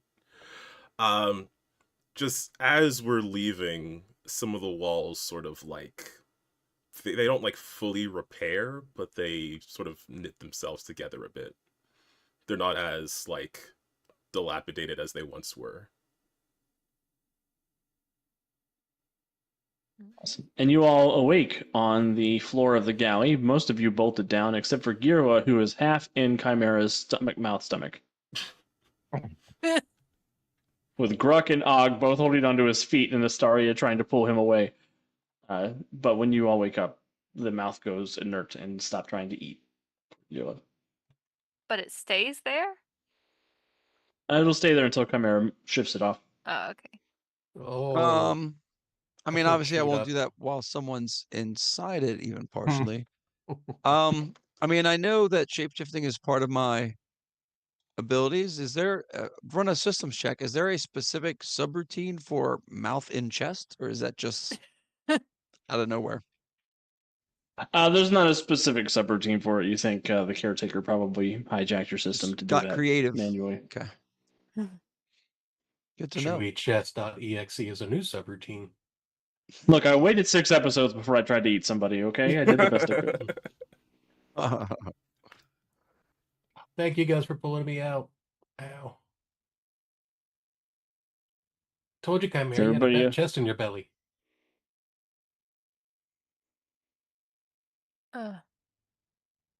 Ursa throws the chains off of everyone.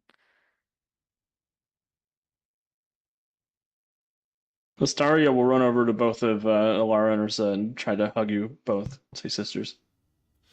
Chimera will probably just sort of shift through the chains rather than wait to be let up and just stand it ready. Down wondering if these were the ones in the bulkhead or the ones from his bedroom.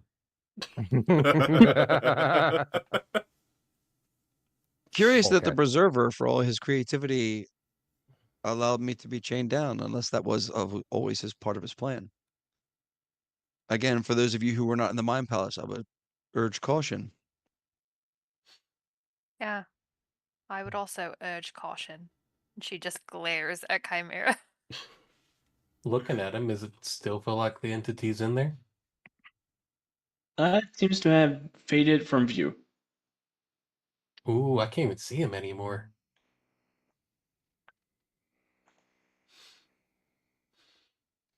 Alara will not like resist Astaria's hug. She'll maybe even lean into it just a bit.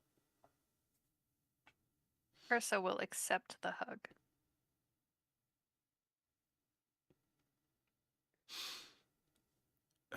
Sorry about that, everyone. I think that was largely my fault. I was caught unexpectedly by something inside of my Mind Palace. No, it wasn't your fault. I was the one that pushed you to try to figure out what that was.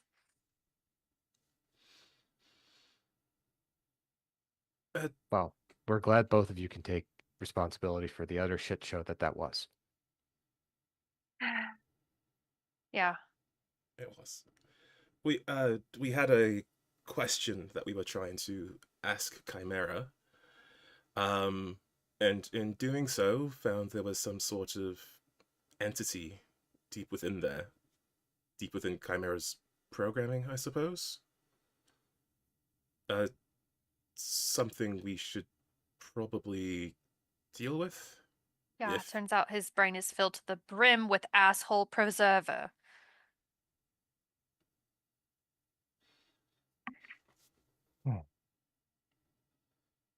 Can't really deal with it right now, though. Right? I can't even see it anymore. How are you feeling, Chimera? My systems are functioning adequately. I detect no anomalies at this time. There is a knock at the Marion door.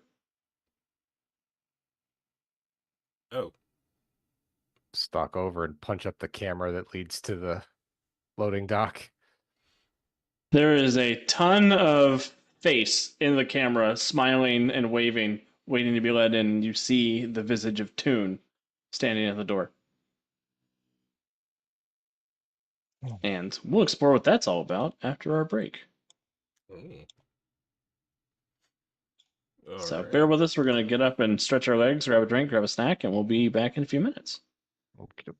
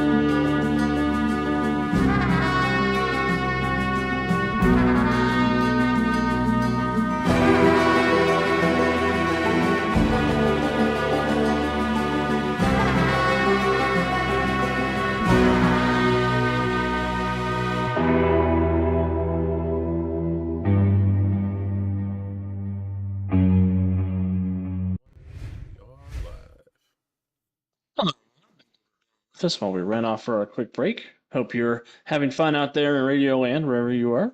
Our heroes tonight have managed to have an encounter with a preserver who has seemingly been left behind by the other preservers, who has some big opinions about Alara's worthiness to wield the Moonstone. So, typical Wednesday night. Get here in at Guardians line, of dude. Wow. It's a long line too. Tried to juice Ursa. He's Which not was the first, great. and he won't be the last.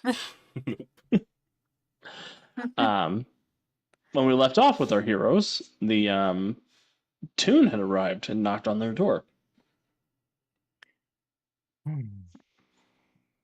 Captain, it appears our host is knocking on our door.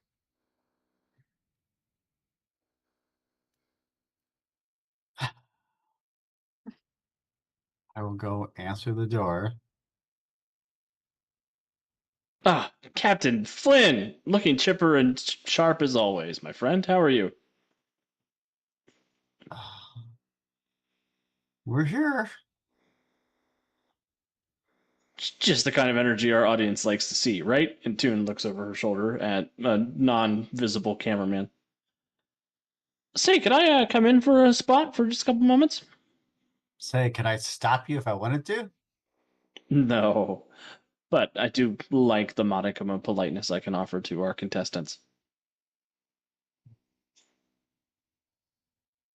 Welcome aboard my humble ship.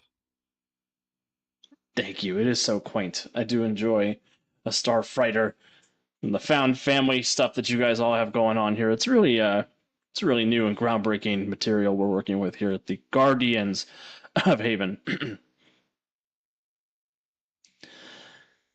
And Toon will come inside, and the door will close, and she will drop her bubbly personality. All right, where's the robot? More specific, please. This is Chimera, lots of where's robots. where's Chimera? Why?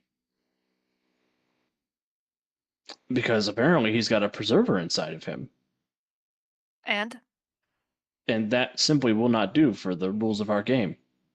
are you going to take it out? I'm going to do my best. And what does your best entail for Chimera? Are you going to kill him? No, I probably not. Probably not isn't good enough. Probably.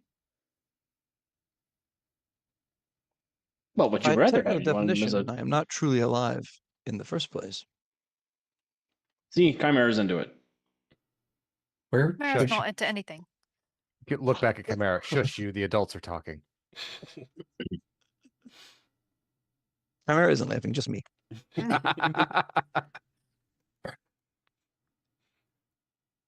We're going to need more than probably.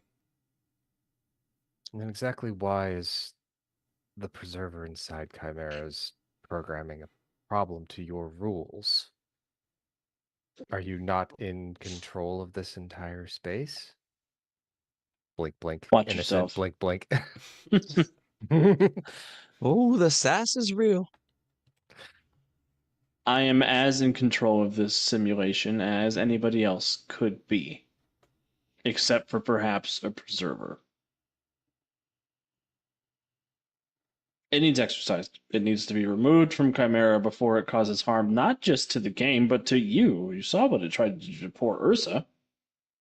But why do you need to Oh, exercise don't it? act Where- like you it care about my life. You can't just saw. go for Of walks. course. did you see us in the like in Alara's head? Yes, I saw you in Alara's head. It wasn't broadcast to everybody, but I was aware of what was going on. That seems like a gross invasion of privacy, even to the rules of the game that you set forth. That's why I didn't broadcast it. And technically, Well, Alara I will wasn't not in the bathroom. use any of the information that I learned from your sneaky little noodles to make the game any more difficult than it needs to be. So magnanimous. Now, where's that robot? And she reaches into her pocket and pulls out a big ass cartoon magnet.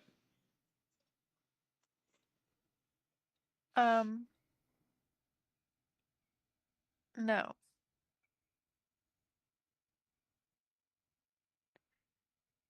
don't trust you not to kill him.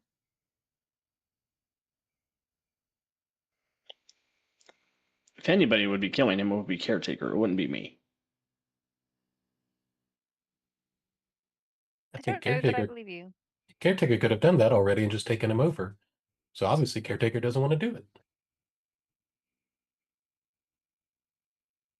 The It's more that preservers I aren't known for their Machiavellian levels of planning. Perhaps he didn't do it because he still has use for me in his plans. So if it is possible to excise him, that would probably be best for all. See, excise. That's the word, not exercise. Excise. Are you? I speak like 8 million languages. Give me a break. okay. Perhaps Toon was speaking exercise as in the removal of an indwelling spirit, That's not or, though, not exercise. Well, Ex there's or, not exer. some Now I have people an say water, accent. some people say water. It is merely tone and dialect, not Do you promise to stop if you start to kill him? If you notice that his course. life is leaving, you'll stop. Of course. Do your promises mean anything? Yes. This game only exists because of the trust between the game master and the players. ouch. Toon Piece of the fourth winks wall. at the camera. A piece of the fourth wall just hit me. What do you mean a piece? The whole wall just fell in. Chimera, are you okay with this? It does seem to be the safest option for all concerned. So I would rule it highly efficient and therefore favorable. I mean, you're one of those other people too. So if it's got to be safe for you too.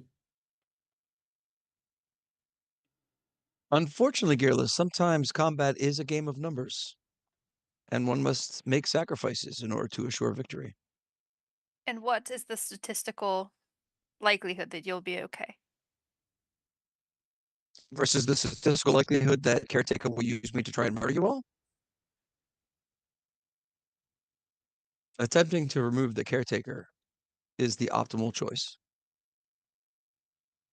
That's exactly what the Caretaker wants. Looking at the Preserver AI that has gone completely tunified. Yes, how do you intend to contain Caretaker if you do remove him? Intention of containing him. I will send him somewhere out into the universe. I want him to be somebody else's problem.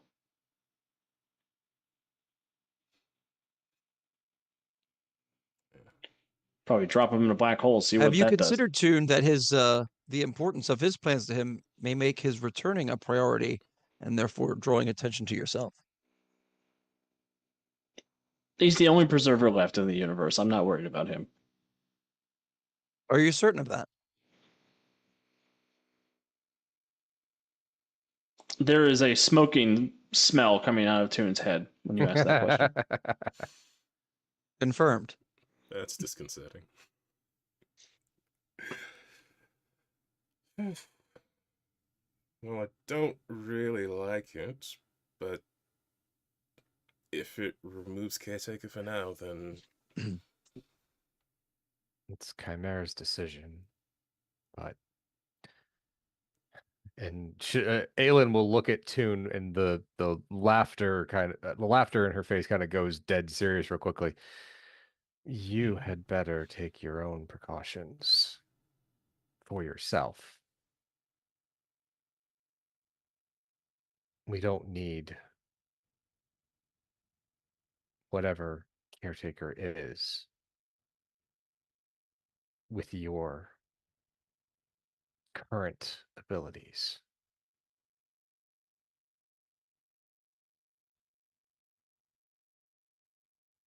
Give Andy his customary Andy hero point.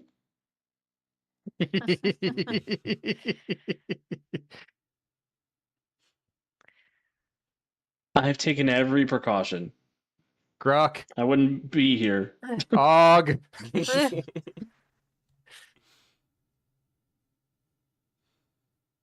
Grok will come over and look at Toon. Is it okay if I verify that just for the go to the order. I'm not even sure how I would verify that. He sort of looks up at Aelin. Just build another firewall or something.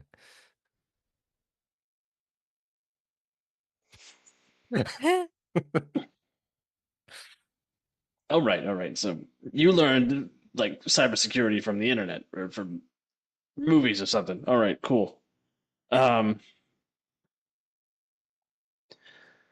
Yeah, give me a minute. And Grux pulls out his wrist computer and he starts tapping away, and these projections appear in the room that sort of lock around Toon.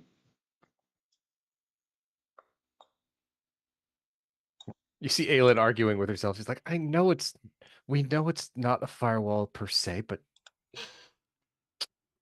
shut up. Oh, she yelling at you in there? Yeah. I like that one. Tell her I say hi. Hello. It's the friendly one. I don't think any of the three of them like Girla. Ursa, give me an insight check. Ursa? Yeah.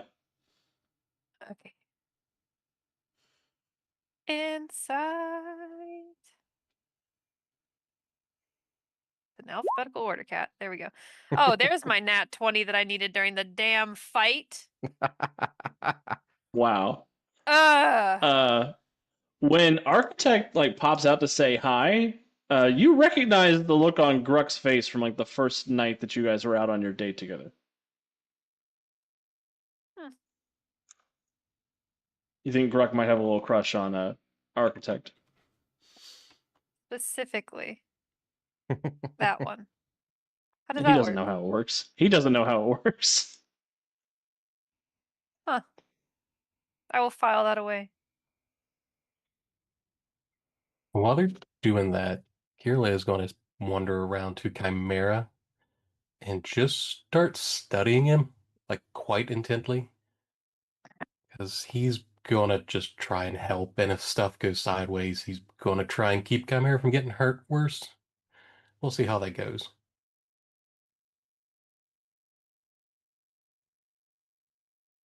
Oh dear. We're just assuming if you rip some evil and preserver out of somebody's head, it may leave some scars, so we're just going to try and smooth that over real quick and not lose a Chimera. While this is going on, Alex, I am going to go to the workshop room, and ravage around through some of the parts and stuff. So I have a partially built robot back there. Okay. Another little scout bot. I'm going to bring it out just in case we have to have some place to dump this thing that isn't Chimera and or Toon or any other PC.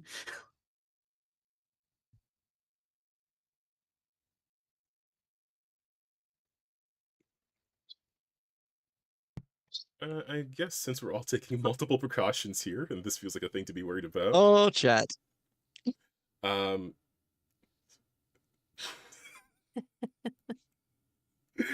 Oh, gee. Appropriate, but funny. Yeah, I mean we're dealing with like a mental thing here as well. So Alara will add whatever protections she can to both Chimera and Toon if possible. If there's some sort of check involved, she would assist with that if she can. Awesome. Not that we don't trust the GMs, that we've all played with you for years, Alex. Look out! so- Here comes the fourth wall again. Lighter revenge. You see that? tone. What's the promise this time? Promises are meant to be broken. However, if you tune into the Titan City Serial podcast tomorrow, you will hear a game that had a lighter tone that did manage to last the whole time. What? When was this? It I call shenanigans. It wasn't us. Yeah. Oh, I don't remember that. wasn't my usual cast, so I had to be on my best behavior. We have a couple of fun See, I'm special even guests. thinking like, man, you think the Christmas stories would have been, but no. No. Mm-mm. No. They're pretty effing dark.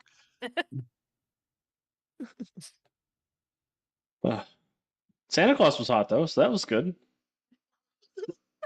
Not that hot is necessarily lighter. I mean, just saying. It's a bonus. It helps. Hot and Yeah. heavy. I mean, Sprinkle. hot and heavy implies the absence of lightness. But I'm just gonna throw it out there. Oh my god. All right, so you all have barricaded the mind and electronics of Toon to the best of your ability. Toon will take her Acme magnet and stick it to Chimera's forehead. Chimera, there is a curious flash of energy and light and visions and memories that fast through your mind. As the entire Marian's galley, which is where this adventure is taking place tonight for some reason, descends into darkness, and everyone within can see sort of the swirling kaleidoscope of Caretaker's eyes washing and roiling through. There is a subtle scream and a sucking noise. As Chimera, you are freed from the Caretaker. I'll give everybody a hero point. Oh no. Why?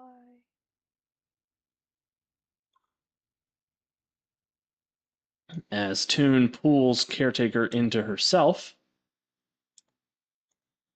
And for a moment, nothing happens.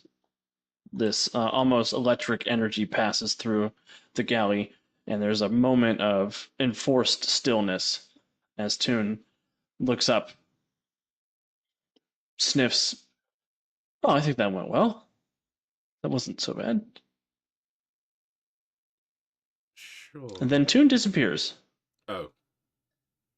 Link. And there is the sound of the broadcast being interrupted, sort of that ding tone as the rainbow colors appear on screen for people across the galaxy. Farsight Fury is currently experiencing technical difficulties. We will restore the programming as soon as possible.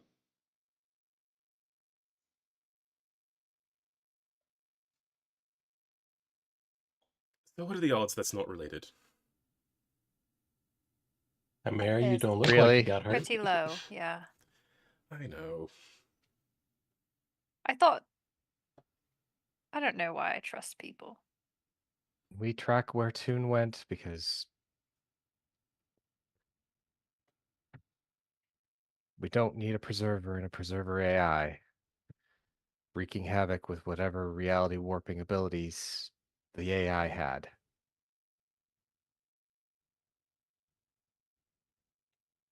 Anybody? Bueller? Bueller? I do not have the capability of tracking Toon beyond the immediate vicinity. I can try some sort of mental scan. Look down at the little white fuzzy one. Well, Oh. Okay. Going to take a deep breath. We're going to spend our hero point.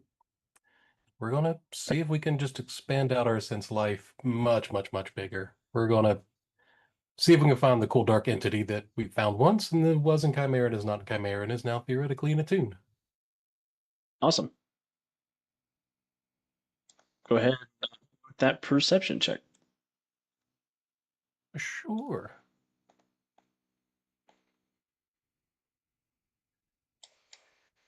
Andy, can I borrow a cup of nat 20s?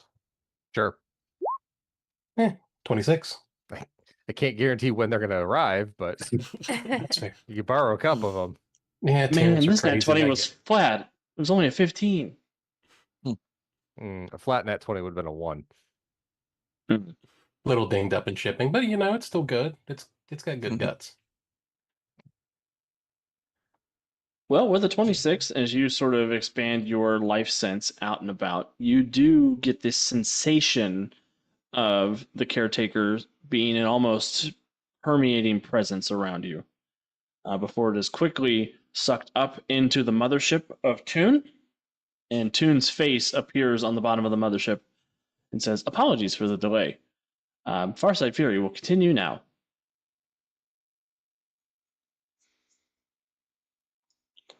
And the presence seeps up into the mothership and seems to disappear. They went into the ship like he was everywhere. Now he's there. Like pointing at the Great. ceiling. Like obviously there's a ship behind it and he knows, but he's just pointing there. Great. It's more worrying that Caretaker would continue the show. I think they're together now. Like the Caretaker was part of it, then now they're together. Kind of like it was Chimera. They're squished. That is troubling, as the Toon AI had acquired some rather significant abilities.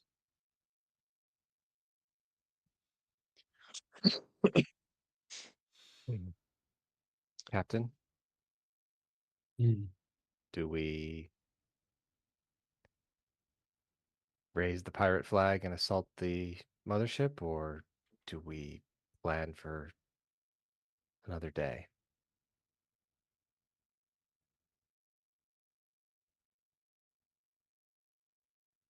Even if we assaulted the mothership, I don't know how we deal with this creature at this point. We need to come up with a plan, because we are way outgunned. So, do we play along until we can? For now. Until we can, well, do what all good pirates do and cheat.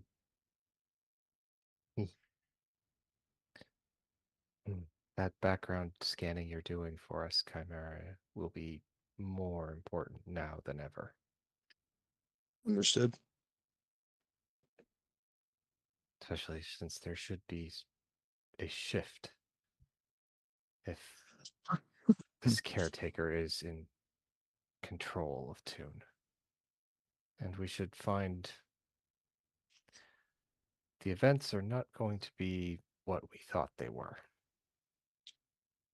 So, Alex, do you want me to roll it this time, or just let you know that like the scanning is up, kind of thing?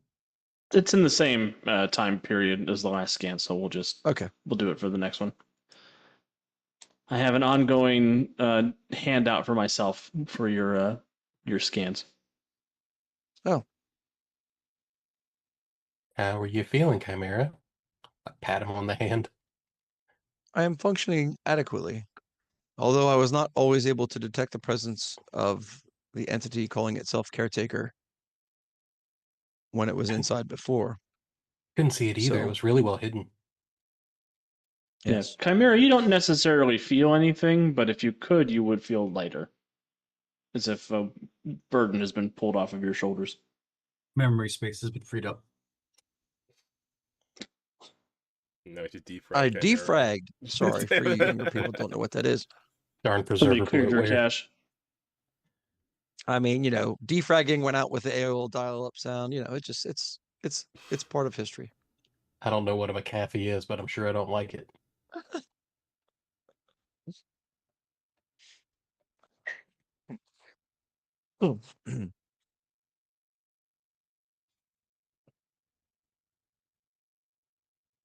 Okay.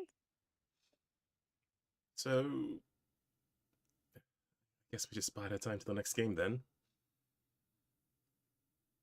Seems that way. Be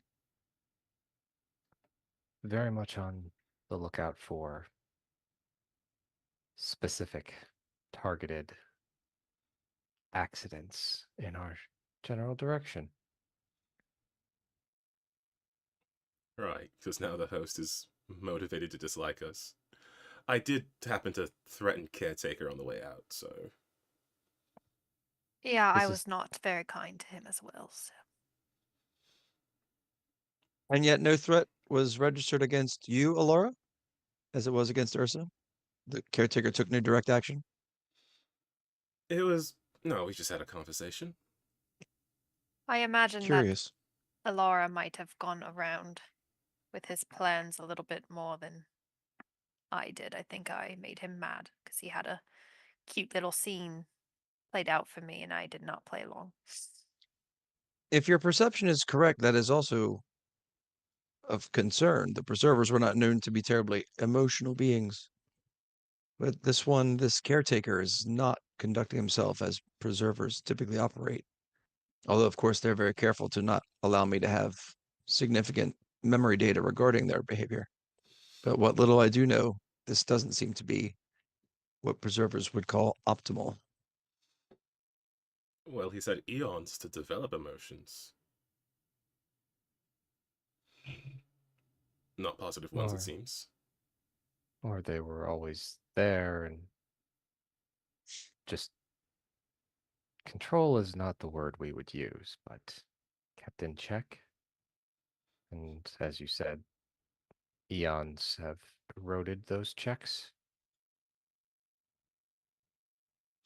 I mean, if you're alone that long for so much time, you're gonna start to act a little different. Kind of sad. Aelin kind of hugs her arms. Either way, he's an asshole. And I do see him making things harder for us. So you're right, Aelin. We should probably keep an eye out. His personality does seem to indicate that vengeance will be a motivational factor.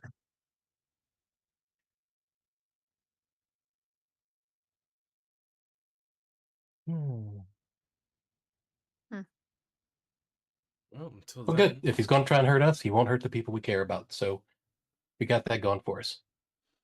Do you not know how beings act in revenge situations? They immediately go after the ones we care about, Well, they're not here. It's just us. mostly because And we are what we care about. I mean, you got other friends here, and maybe they can help too.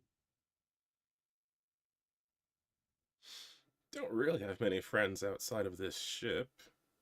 At least not here. Achievement.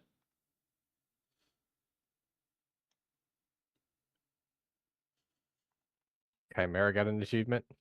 Wait, Yes, I did? Chimera got an achievement. Yep.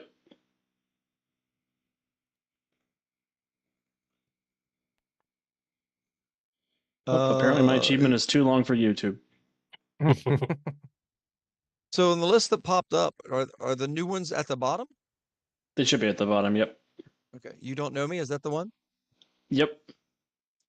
Who do you think you are, judging my behavior, you unfeeling automaton? I was alone with only Chimera unit processors for a company. You know who would have been better company?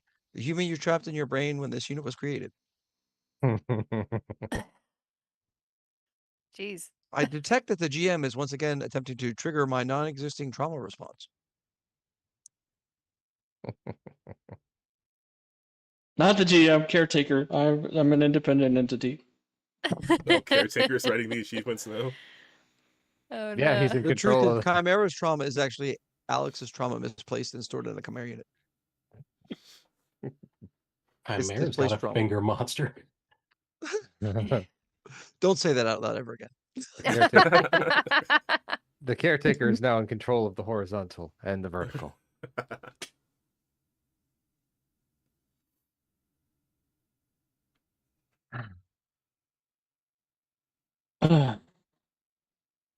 Wait, Wow. I have a question that I've been wanting to ask Calvin. Oh, okay. You said that Ursa takes after her mom, but Alara takes after her dad. But aren't they identical twins? Their eyes are just switched? Yeah, those were the words that I said and thought about. You said that and I was like, what? I don't know, it felt poetic in the moment. Well, you know, there's nurture and there's nature, so they both play a role. They're identical, but one's got like mom energy. The I mean, I always vibe, knew identical the twins vibe. where I knew identical twins where one was bigger because he would beat up the other one and take the food. So like as they were growing up, like they were no longer identical because he was the bully twin. Well, they The bully also takes the food. The bully gets bigger. they Tell also me- style their hair differently. So. You telling me Alara's all yoked up and Ursa's prim and proper? Is that what I'm getting from this? I wouldn't use those words, but if that's what you Oh my prefer, well, god. that's what it is. Okay, that's it. We can move on. Wait, somebody who looks just like you. That could not be me. I'm pretty sure Ursa is the stronger twin. Somebody needs to unpack that in therapy. Like, I don't hate you, sibling. I hate me, but you look like me. Imagine having like you think you're ugly, but then you're a twin. Like you think your twin's pretty. Like how does that work? That's a good Yeah, question. Calvin, for how's that Alara. Oh, Yeah, that's a good snap. question for Alara. Oh, snap. Sounds like you twins need a lot of time with a very happy door somewhere. True. Oh, door. That door is also in Bowman's Mind Palace. Oh.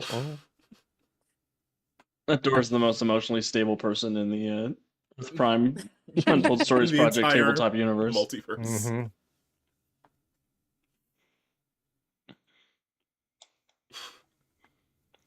He has to be. So many people's happiness hinges on him. Huh? Boo. Oh, All those Sophies.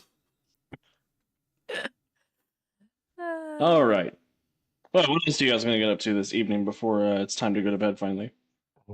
Alara will explain what the Mind Palace is and how it works, since everybody ended up getting pulled into it. Just so they're aware of what it is. Aelin still rolls her eyes at how pretentious and it is. Damn. And she will also say that she didn't intend for it to be a private space, but since that's not the case, she has more to work on. Agris will look at you and say, "What do you have a sound system in there? Maybe we could get some rectangles for your Mind Palace." Oh, well, I mean, it can play all the music that I have memorized, any song that I remember. Giving Astaria the side eye. Sorry, give the wall the side eye.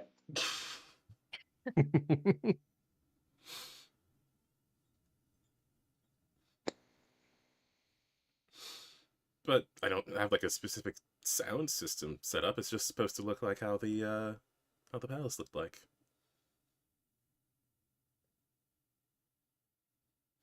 But sure, I mean, I can add things. Perhaps I can invite you in sometime, and then we can start to put something together. Yeah, that'd be a fun time together. If you want to. I think I could use some expertise in construction.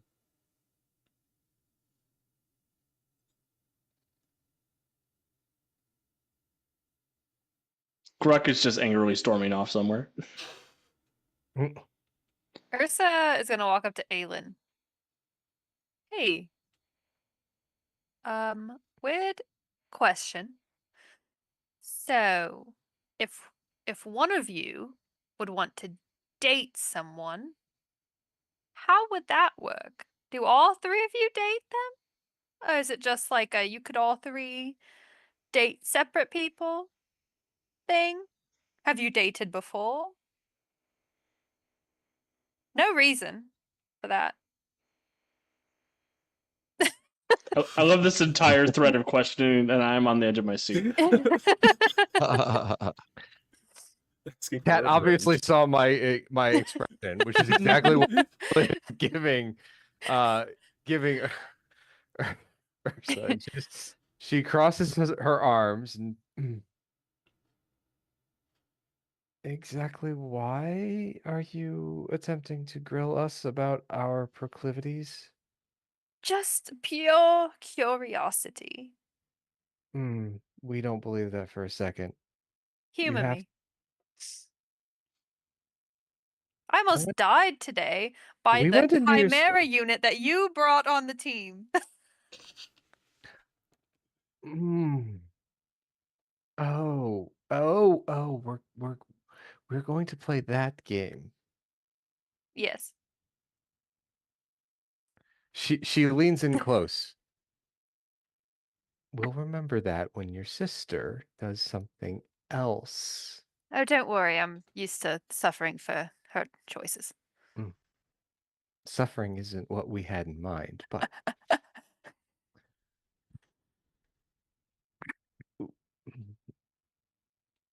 typically, the personalities of an Arcanthian are, if not merged, in alignment with each other when they have gone through a specific ritual when we come of age. Seeing as how our homeworld no longer exists and our people are lost to the vastness of space, we have never gone through such a ritual, and therefore our personalities are our own. Certainly are. Yes, we are. So, we must be in alignment with whatever choices we have. We are, if not democratic, at least a council that must agree. Is So that then you all answer? three would have to agree on a mate, for lack of better wording. Yes. Which hasn't Completely happened. unrelated to that question. What do you think about Gruck? Ermagerd. Cat, I gave you an achievement. If Andy needs a moment to think about his answer. Gruck is fine. There's nothing wrong with Gruck. However, we do not see him as a potential, as you say. Well, you might want to tell him that. Sure, when he gets the courage up to ask instead of giving us doe eyes across the room. We're Okay. not well, blind. Thanks Ursa. for sharing. This was a fantastic conversation. Hmm. I learned a lot. Good. And my achievement is, but like how it worked though. You asked a teammate a prying question about their love life, and that's like the second best thing that can happen on reality TV. Oh, Lord. Chimera, we're very happy that you're still amongst us. Now we are going to bed. Good night. Rest would seem to be a wise choice at this point in our adventure.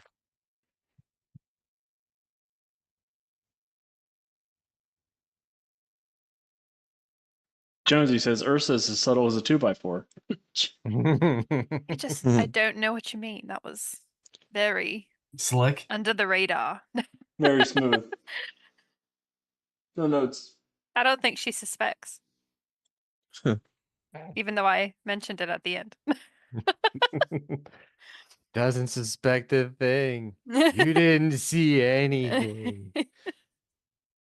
Said it was a hypothetical, yeah? No guy. Right. Like, what if, you know? Yeah. Ursa will retreat to her room and sort of stress about the fact that she probably should have brought Eric here because now she's worried that somebody's going to kill him. But I guess the people trying to Front of kill you. him are here, so I don't know. Yeah, I wouldn't do that off camera. Not a monster. But what if he He- was? He'd do it on camera to get the ratings. All right. Now hold on a minute, because Auntie Sophie had her heart ripped out off camera. Yeah, but you had And replacements. now hold on a minute. No.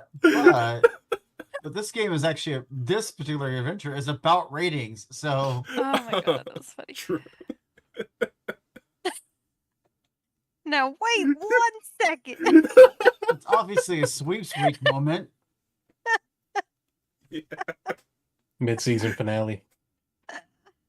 Oh, that's funny.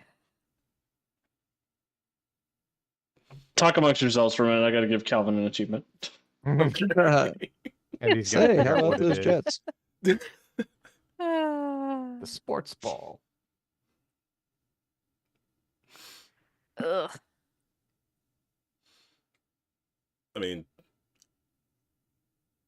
I don't know. I can't think of anything else Alara might be doing right now other than probably going up to her room and is she going to invite Og is what I've been trying to figure out. Bow, bow, bow, bow. Yeah, I could do some Yeah. I could do some boy. remodeling in the Mind Palace. Wow. Wow. that what you that's kids are what calling college it? is. That's like everyone diving for that piece of cake. Just shoot some psychic protection this time.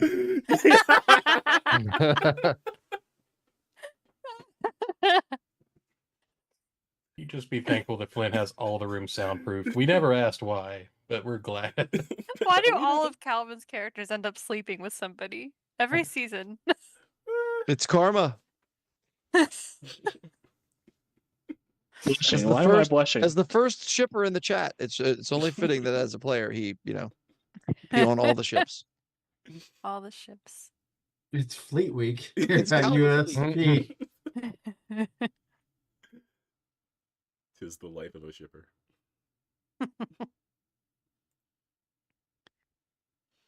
Calvin, your achievement is ready for you. There's a reason Calvin and continuity start with C. At least someone is paying attention to all the terrible things Alex does on these shows. Just don't tell the cops or his therapist. Nah, Yeah, it's between definitely us should and the tell his stream therapist.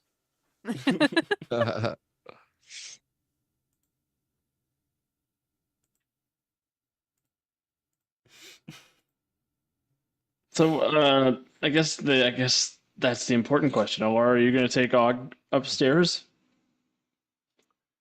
It's been a stressful evening, so yes. Man, Wow. I'm seeing the reality TV style like teaser for what happens next, like on The Bachelorette or whatever. Brown chicken, brown cow. Just an outdoor shot of the Marion and a little subtitles of what they're talking about before it cuts to commercial and they come back. And the grainy green night vision for no good reason. Yes. Beautiful. Amazing. No notes. You have a lovely time, O'Hara. Wonderful. And night passes uneventfully. For most of us.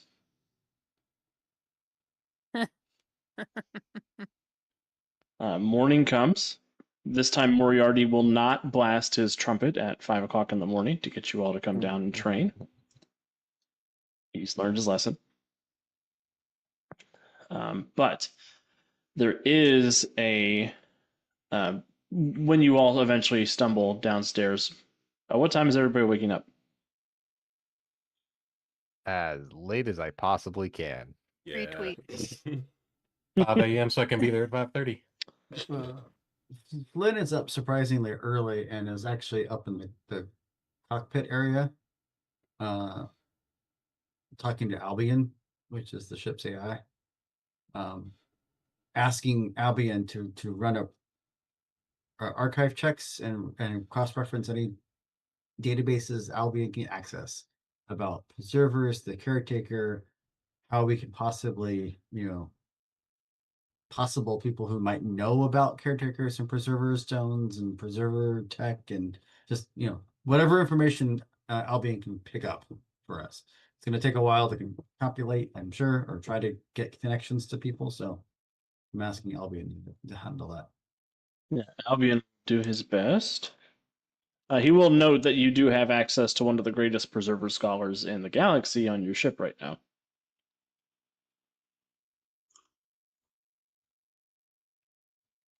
Actually, two of them, Albion will say. No, obviously, I think you're referring to Chimera, but who else are you referring to? Alara. Alara is a scholar of the preservers. I forgot about that. She doesn't like to brag. What? She fuck What?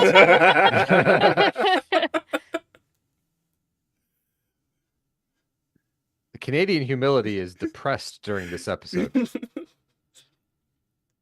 All right, yeah, she's like the Depressed or anti-Canadian. repressed? Depressed. Okay. 6 of one, half dozen of another.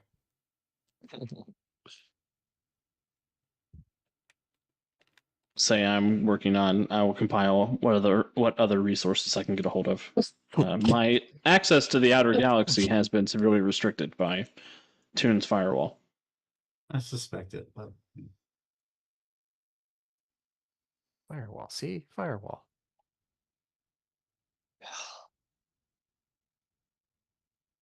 Flynn, you do, however, see a figure approaching the Marion around 9.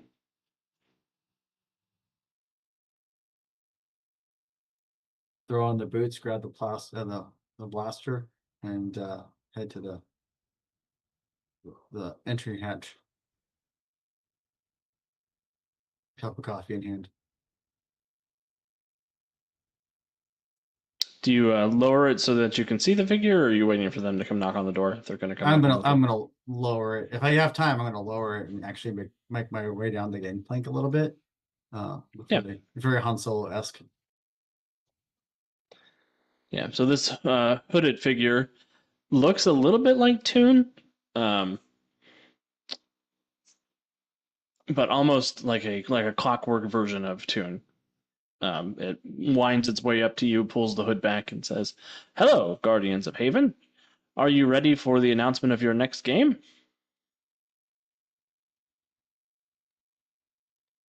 Are you doing something different? You look a little different.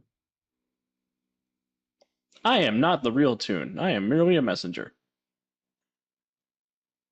Of course you are. One of many who has been sent to deliver news of the game.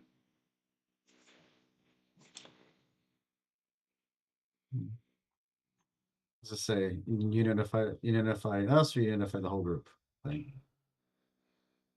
This is a team game. We're going to do a little PvE. well, into the galley with you, and I turn around and walk back up the ramp. And the robot will come up the hall, come up into the galley. Shall I deliver the message only to you, Captain, or would you like me to deliver it to your entire crew? Wait a moment. I'll get on the intercom. Attention crew.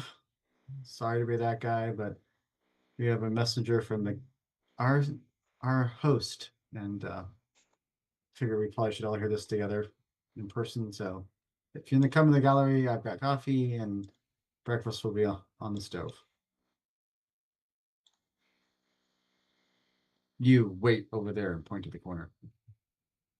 Girla's already would there be with my pleasure. Moriarty eating nutrient paste. Oh, the Girla likes the nutrient paste.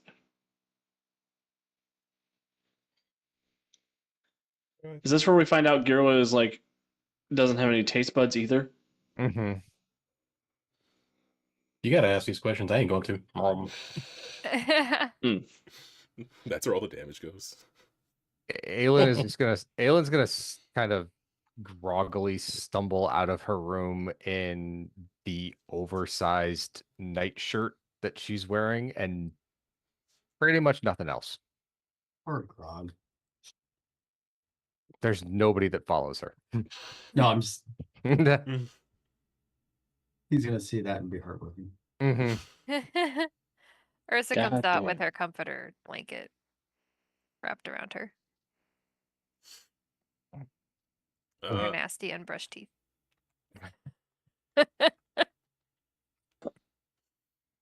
Alara probably fell August will asleep look at a on Augus's chest because he is so like big and fluffy and warm.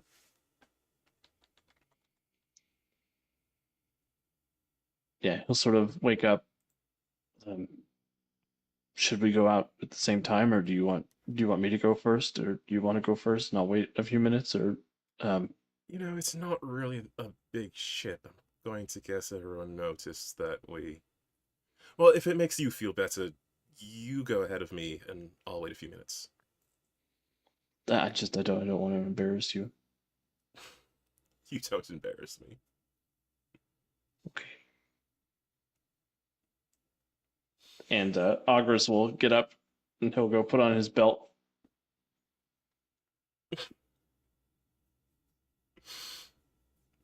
She will just sort of lounge in the bed for a few minutes as she watches him go. And yeah, she will join a few minutes later. I don't know what her clothing looks like. It probably looks a little bit like Shadowheart's clothes. Mm. I don't know, maybe What? not like their camp outfit. Like a lot of black leather, Yeah. cross straps.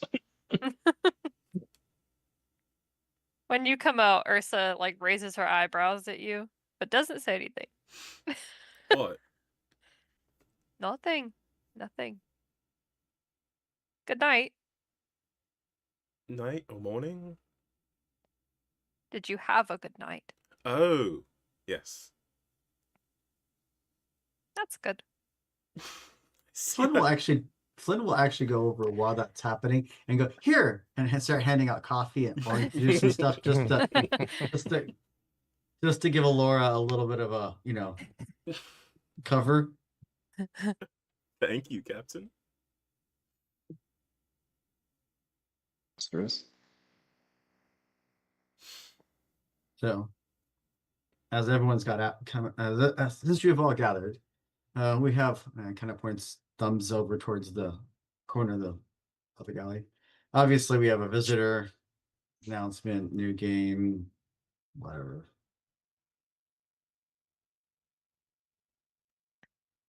Before the announcer announces the game, Gruck will come up to Aelin Oh Lord. and just look up at her. Aelin, I don't know if you'd be interested in this, but I found something while I was unpacking my stuff, and I figured like maybe the warrior would like this. And he puts the biggest gun you've ever seen on the island in front of you. The crew will see Aelin's eyes shift a little bit as she looks at the gun and looks back down at Gruck. We do prefer fisticuffs to. I know, and that's the best thing about this is it comes with brass knuckles and a bayonet.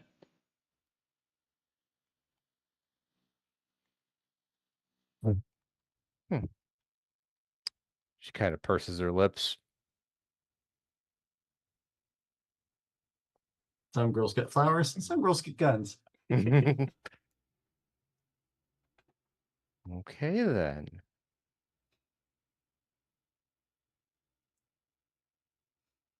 And she gives him a nod, and then her eyes shift back, and we appreciate the gesture, Gruck.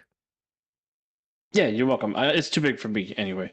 I think it's technically Starship class, but you're like the toughest chick I know.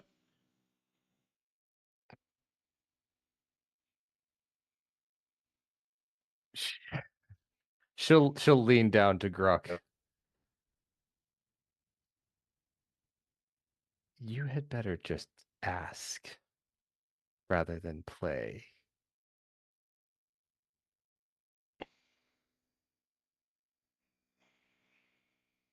I think he faints.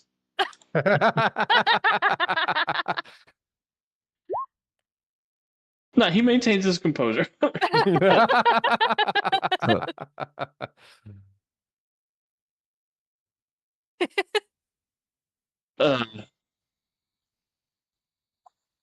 I rolled good. I should have something to say here. The save was just to Yeah, stand and- up.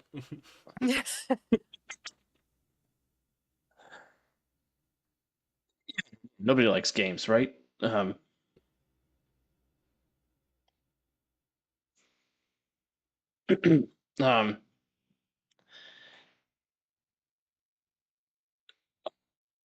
I'll talk. Never mind.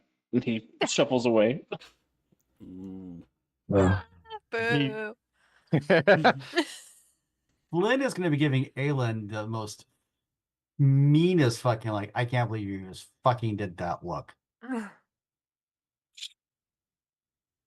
She's doing the what? Me? I'm the bad girl here. I'm the mean girl. I told him to not play around. She I- wanted him to actually, Ask. yeah.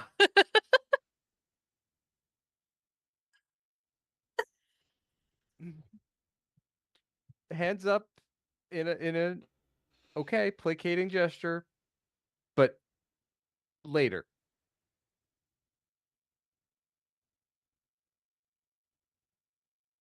That's not how space goblins do courtship. Apparently not.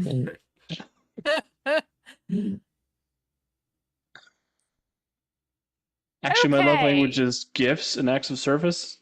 It's not direct communication. It's not direct communication. Just sitting here So, swigging my let's- feet and eating my paste, watching the show. Do anything else? Brave adventurers, are you ready for your next death game? Yeah. And the Toon robot will throw its hood back, and it will reveal a book. It looks like a hardcover.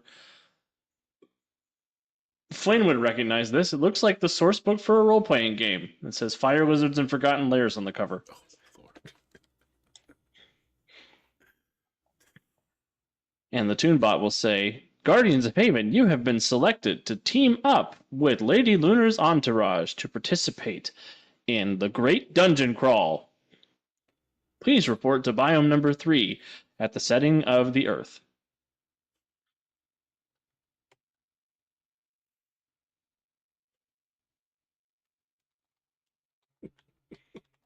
I imagine the silence is appropriate for Yeah. what takes place after.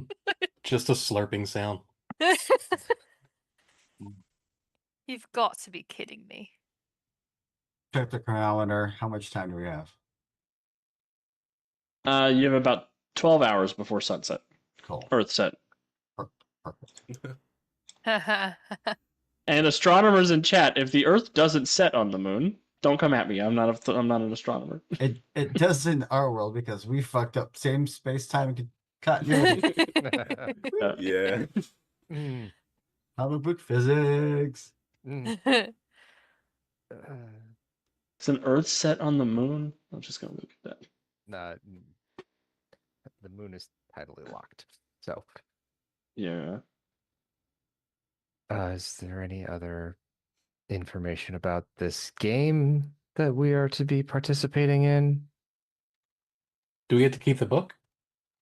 You do to keep the book. Please use it to study and learn the ins and outs of this game so you and the other team can work together to get to the bottom of the dungeon and stop the great monster. Work together with the other team?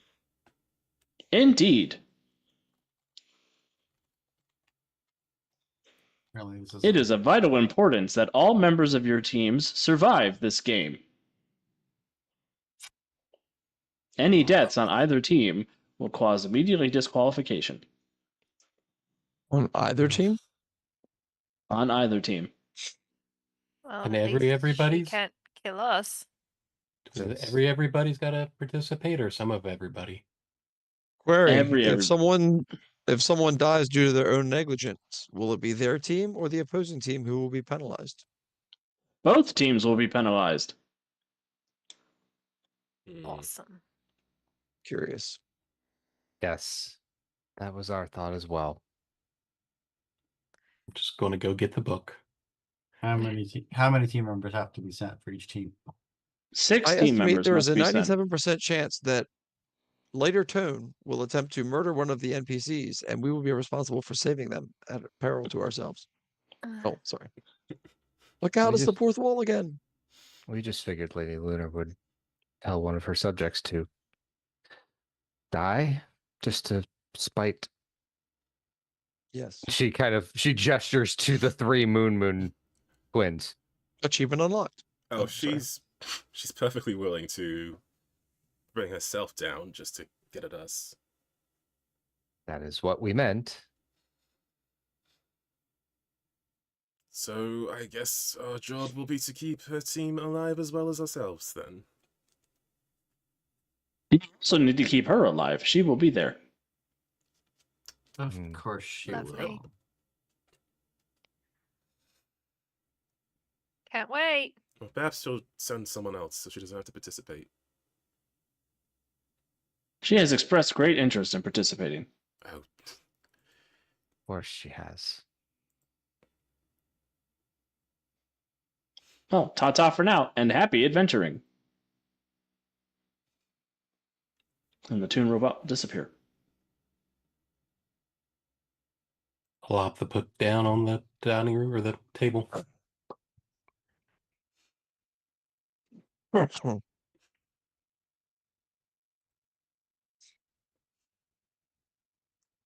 which edition of Fire Lizards and Forgotten Layers is this? It is Advanced Fire Lizards and Forgotten Lairs. Of course. Aelin flips through the book. Why is there so much weird math? Like, All of the art also looks like it would belong on Mortis's van. Mm-hmm. Moon is a race and a class. Weird. Oh, it's like first edition. Oh,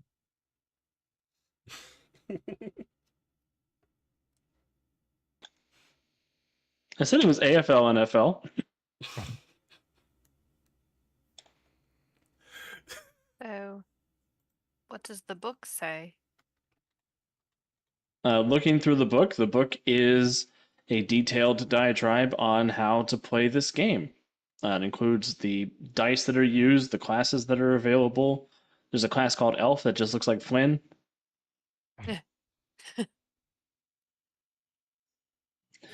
And It's advanced fire lizards. It would they not basic fire lizards. Advanced fire lizards. Elf was not a class. oh, I was there when the magic was written. Sorry. do not quote the deep magic to him, Alex. He was there when it was written. it's not. So, oh, I'm confused. Are we playing a game, like a board game? Or are we going into a dungeon? Well, Both. Traditionally, this is a narrative style game where you sit around and play on a board. I suspect we're going to be actually trudging through a dungeon with these rules imposed upon our reality. People just sit around and pretend with each other? Weird. everyone needs a hobby. Aelin looks over at Og and Alara. well, you know, everyone needs something to do in their spare time. You know, Mhm. yeah.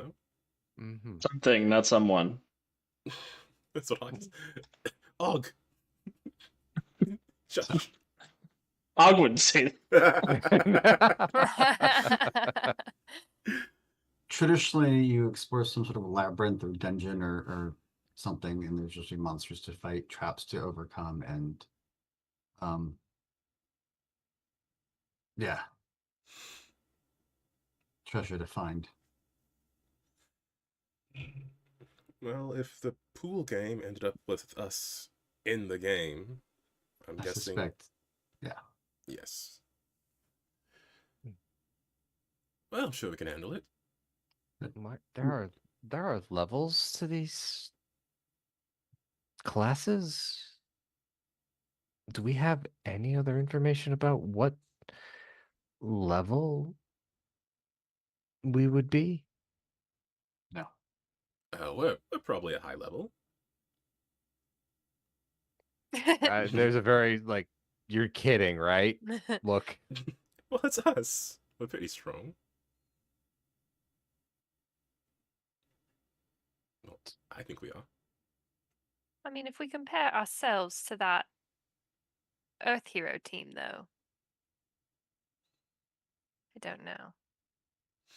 we would think just based off of what events occurred yesterday that we should not assume anything. True. Solid level 10.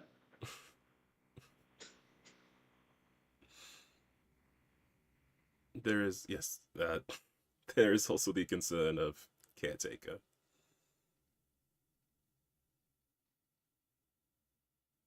And probably whatever sabotage she's going to do. I mean, part of the sabotage is probably pairing us with Lady Luna. Well, that was going to happen eventually. Yeah, but not in a way that was a team up.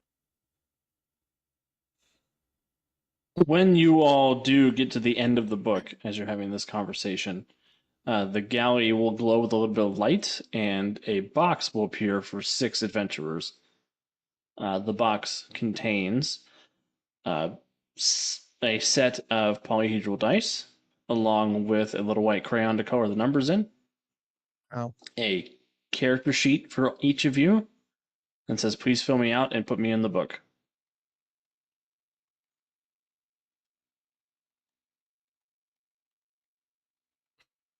So it seems we get some sort of control over what we're going to be ending up being.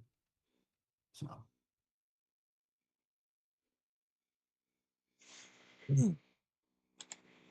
I recommend not picking the brown further furrower as a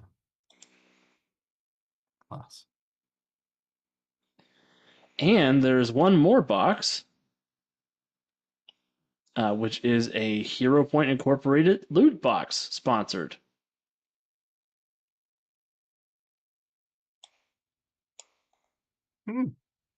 Woo. What do we get? It pops open with a click and a flare of music, and there is a large 2-handed claymore in this velvet lined box. It's polished to a pristine shine that almost glows with the light reflected off the blade. There's a small note inside the box that reads, "Not for actual use." Oh. Replica weapons. Replica weapons. It is listed as Deuce's double-edged sword. Oh. Oh.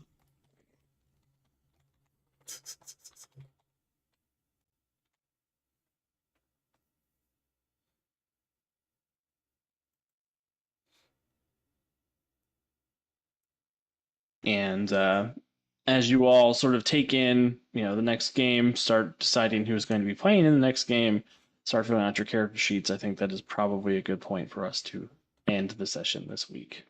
1 second. Can I do one thing before we report? Yes, please do. I'm gonna pull Aelin aside.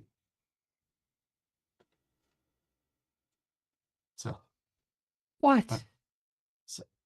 we both are gonna break that poor boy's heart, which is fine. Which is fine. Just don't do it in front of the rest of the crew. I mean, obviously he's crushing on you bad, and obviously that's not your thing, but not in front of everyone. I mean, he's gonna stay here with everyone else after this, so All we wanted for him to do was to express his intentions. We weren't going to break his heart in front of the entire crew. We have more. Okay, maybe we don't, but we still wouldn't have. you wouldn't have done it intentionally, but you would have done it. Her ears are I'm- back and her tail is down, and she's just kind of pouting. I'm just. If it roles had been reversed, we would have this conversation, and it would be you giving it to me. So I'm just, cut the poor little guy some slack. I'm just, mean, it is a big, nice fucking gun. I mean, It is. We So- appreciated the gesture. so We did. yes. I just that's why I want to, Mm. we've got go out in the loading dock, go someplace else, break his poor heart. I'm just saying, We don't like being on the other end of this conversation. I know. Doesn't Mm. Fine. Fine. I appreciate that. We will handle it. Well, let's go figure out what the hell we're gonna be doing. I'm not playing the fucking elf.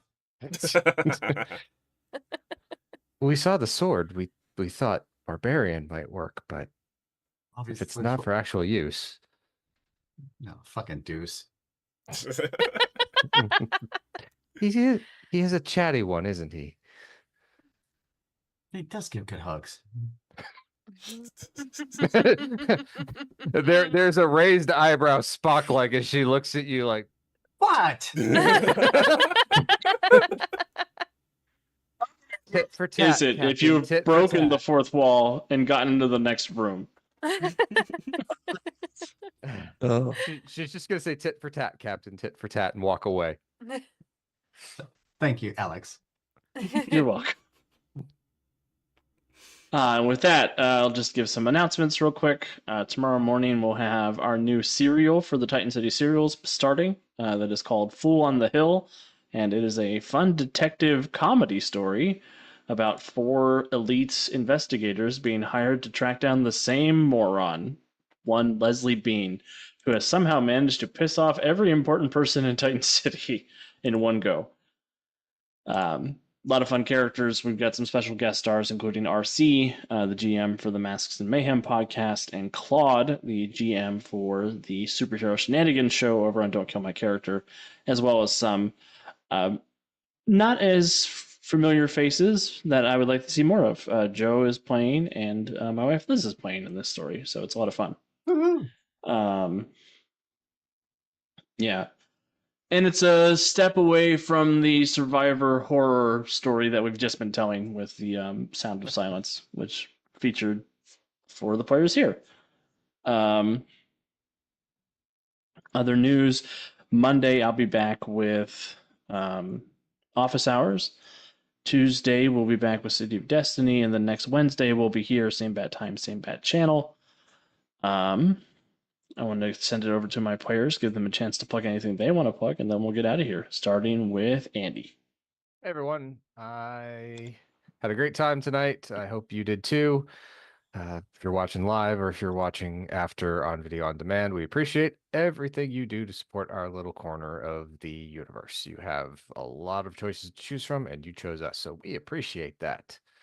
I don't have any other announcements other than Alex and I will be at UConn next week, along with several of our friends running games. I believe Alex still has some spots open in his, so if you're going to be in Ypsilanti, Michigan at all and want to come down for some gaming, join us there. And let's pass it up to the captain. Jonesy. Thanks everyone for tuning in tonight. Had a great time. And I have no cool announcements to share. So, but thanks for tuning in. With that, I'll kick it over to the Deuce and his double-edged sword. Yay, howdy everybody. Thank you so much for watching however you do. Those watching live, always love having you here and Chip again. Those watching after the fact, leave us a comment. Tell us what we did well, what we did poorly, or what you would do instead. Small fun things of, hey, if you haven't joined the Patreon, you can throw in small cool loot boxes like this, or run it past me and I'll make it interesting and more fun, because this little loot box is a double-edged sword, because of course it is. I'm that kind of jerk. But it is 2025, so God bless it. We're steeping with tradition. It's Kevin Fax, that's right, Kevin Fax 605, kicking with this season as well. Kevin this year decided to take 3 pieces of Halloween candy and crush them before handing them out, because those 3 little snot gobblers had it coming, quote unquote, per Kevin. So if you were one of those kids who went to his house and got candy and it was squished, it's his fault. You can yell at him later. So with that, make him own up for his crimes. Go ahead, good Kevin. Tell us why you did it. I can't wait for 2026. Then all this nonsense is behind us, right? Yeah. Yeah, lots of good stuff coming up. Thanks for joining us. Stick around for some more stuff. We got all kinds of stuff around the corner and the end of Kevin Facts, at the end of December, and then we'll be done. The darkest days. I'm holding my breath on that, right? And I will kick it Canadian style over to Calvin. I mean, if Deuce ends up in something else, the Kevin Facts won't end, so. No, it's 2025 thing. It's been clearly established. I He don't didn't know say about he's not that. doing it in 2026. He just said he is Shut doing it in 2025. Welcome to season 2 of Kevin Facts, everybody. Mirror murders Ursa again. It's a whole new series of Kevin Facts for 2026. No will save. That's the fun fact. It's our new podcast, Kevin Facts. In 2026, we go on the metric system, so it's okay. Calvin's more comfortable with him. Yeah. God. God, would anybody listen to that if Deuce and I just got together for 30 minutes and I did an interview about Kevin through Deuce? No, I would not. Tune into our new podcast, Kevin Facts. It's a one night stand. All the Kevins you can handle.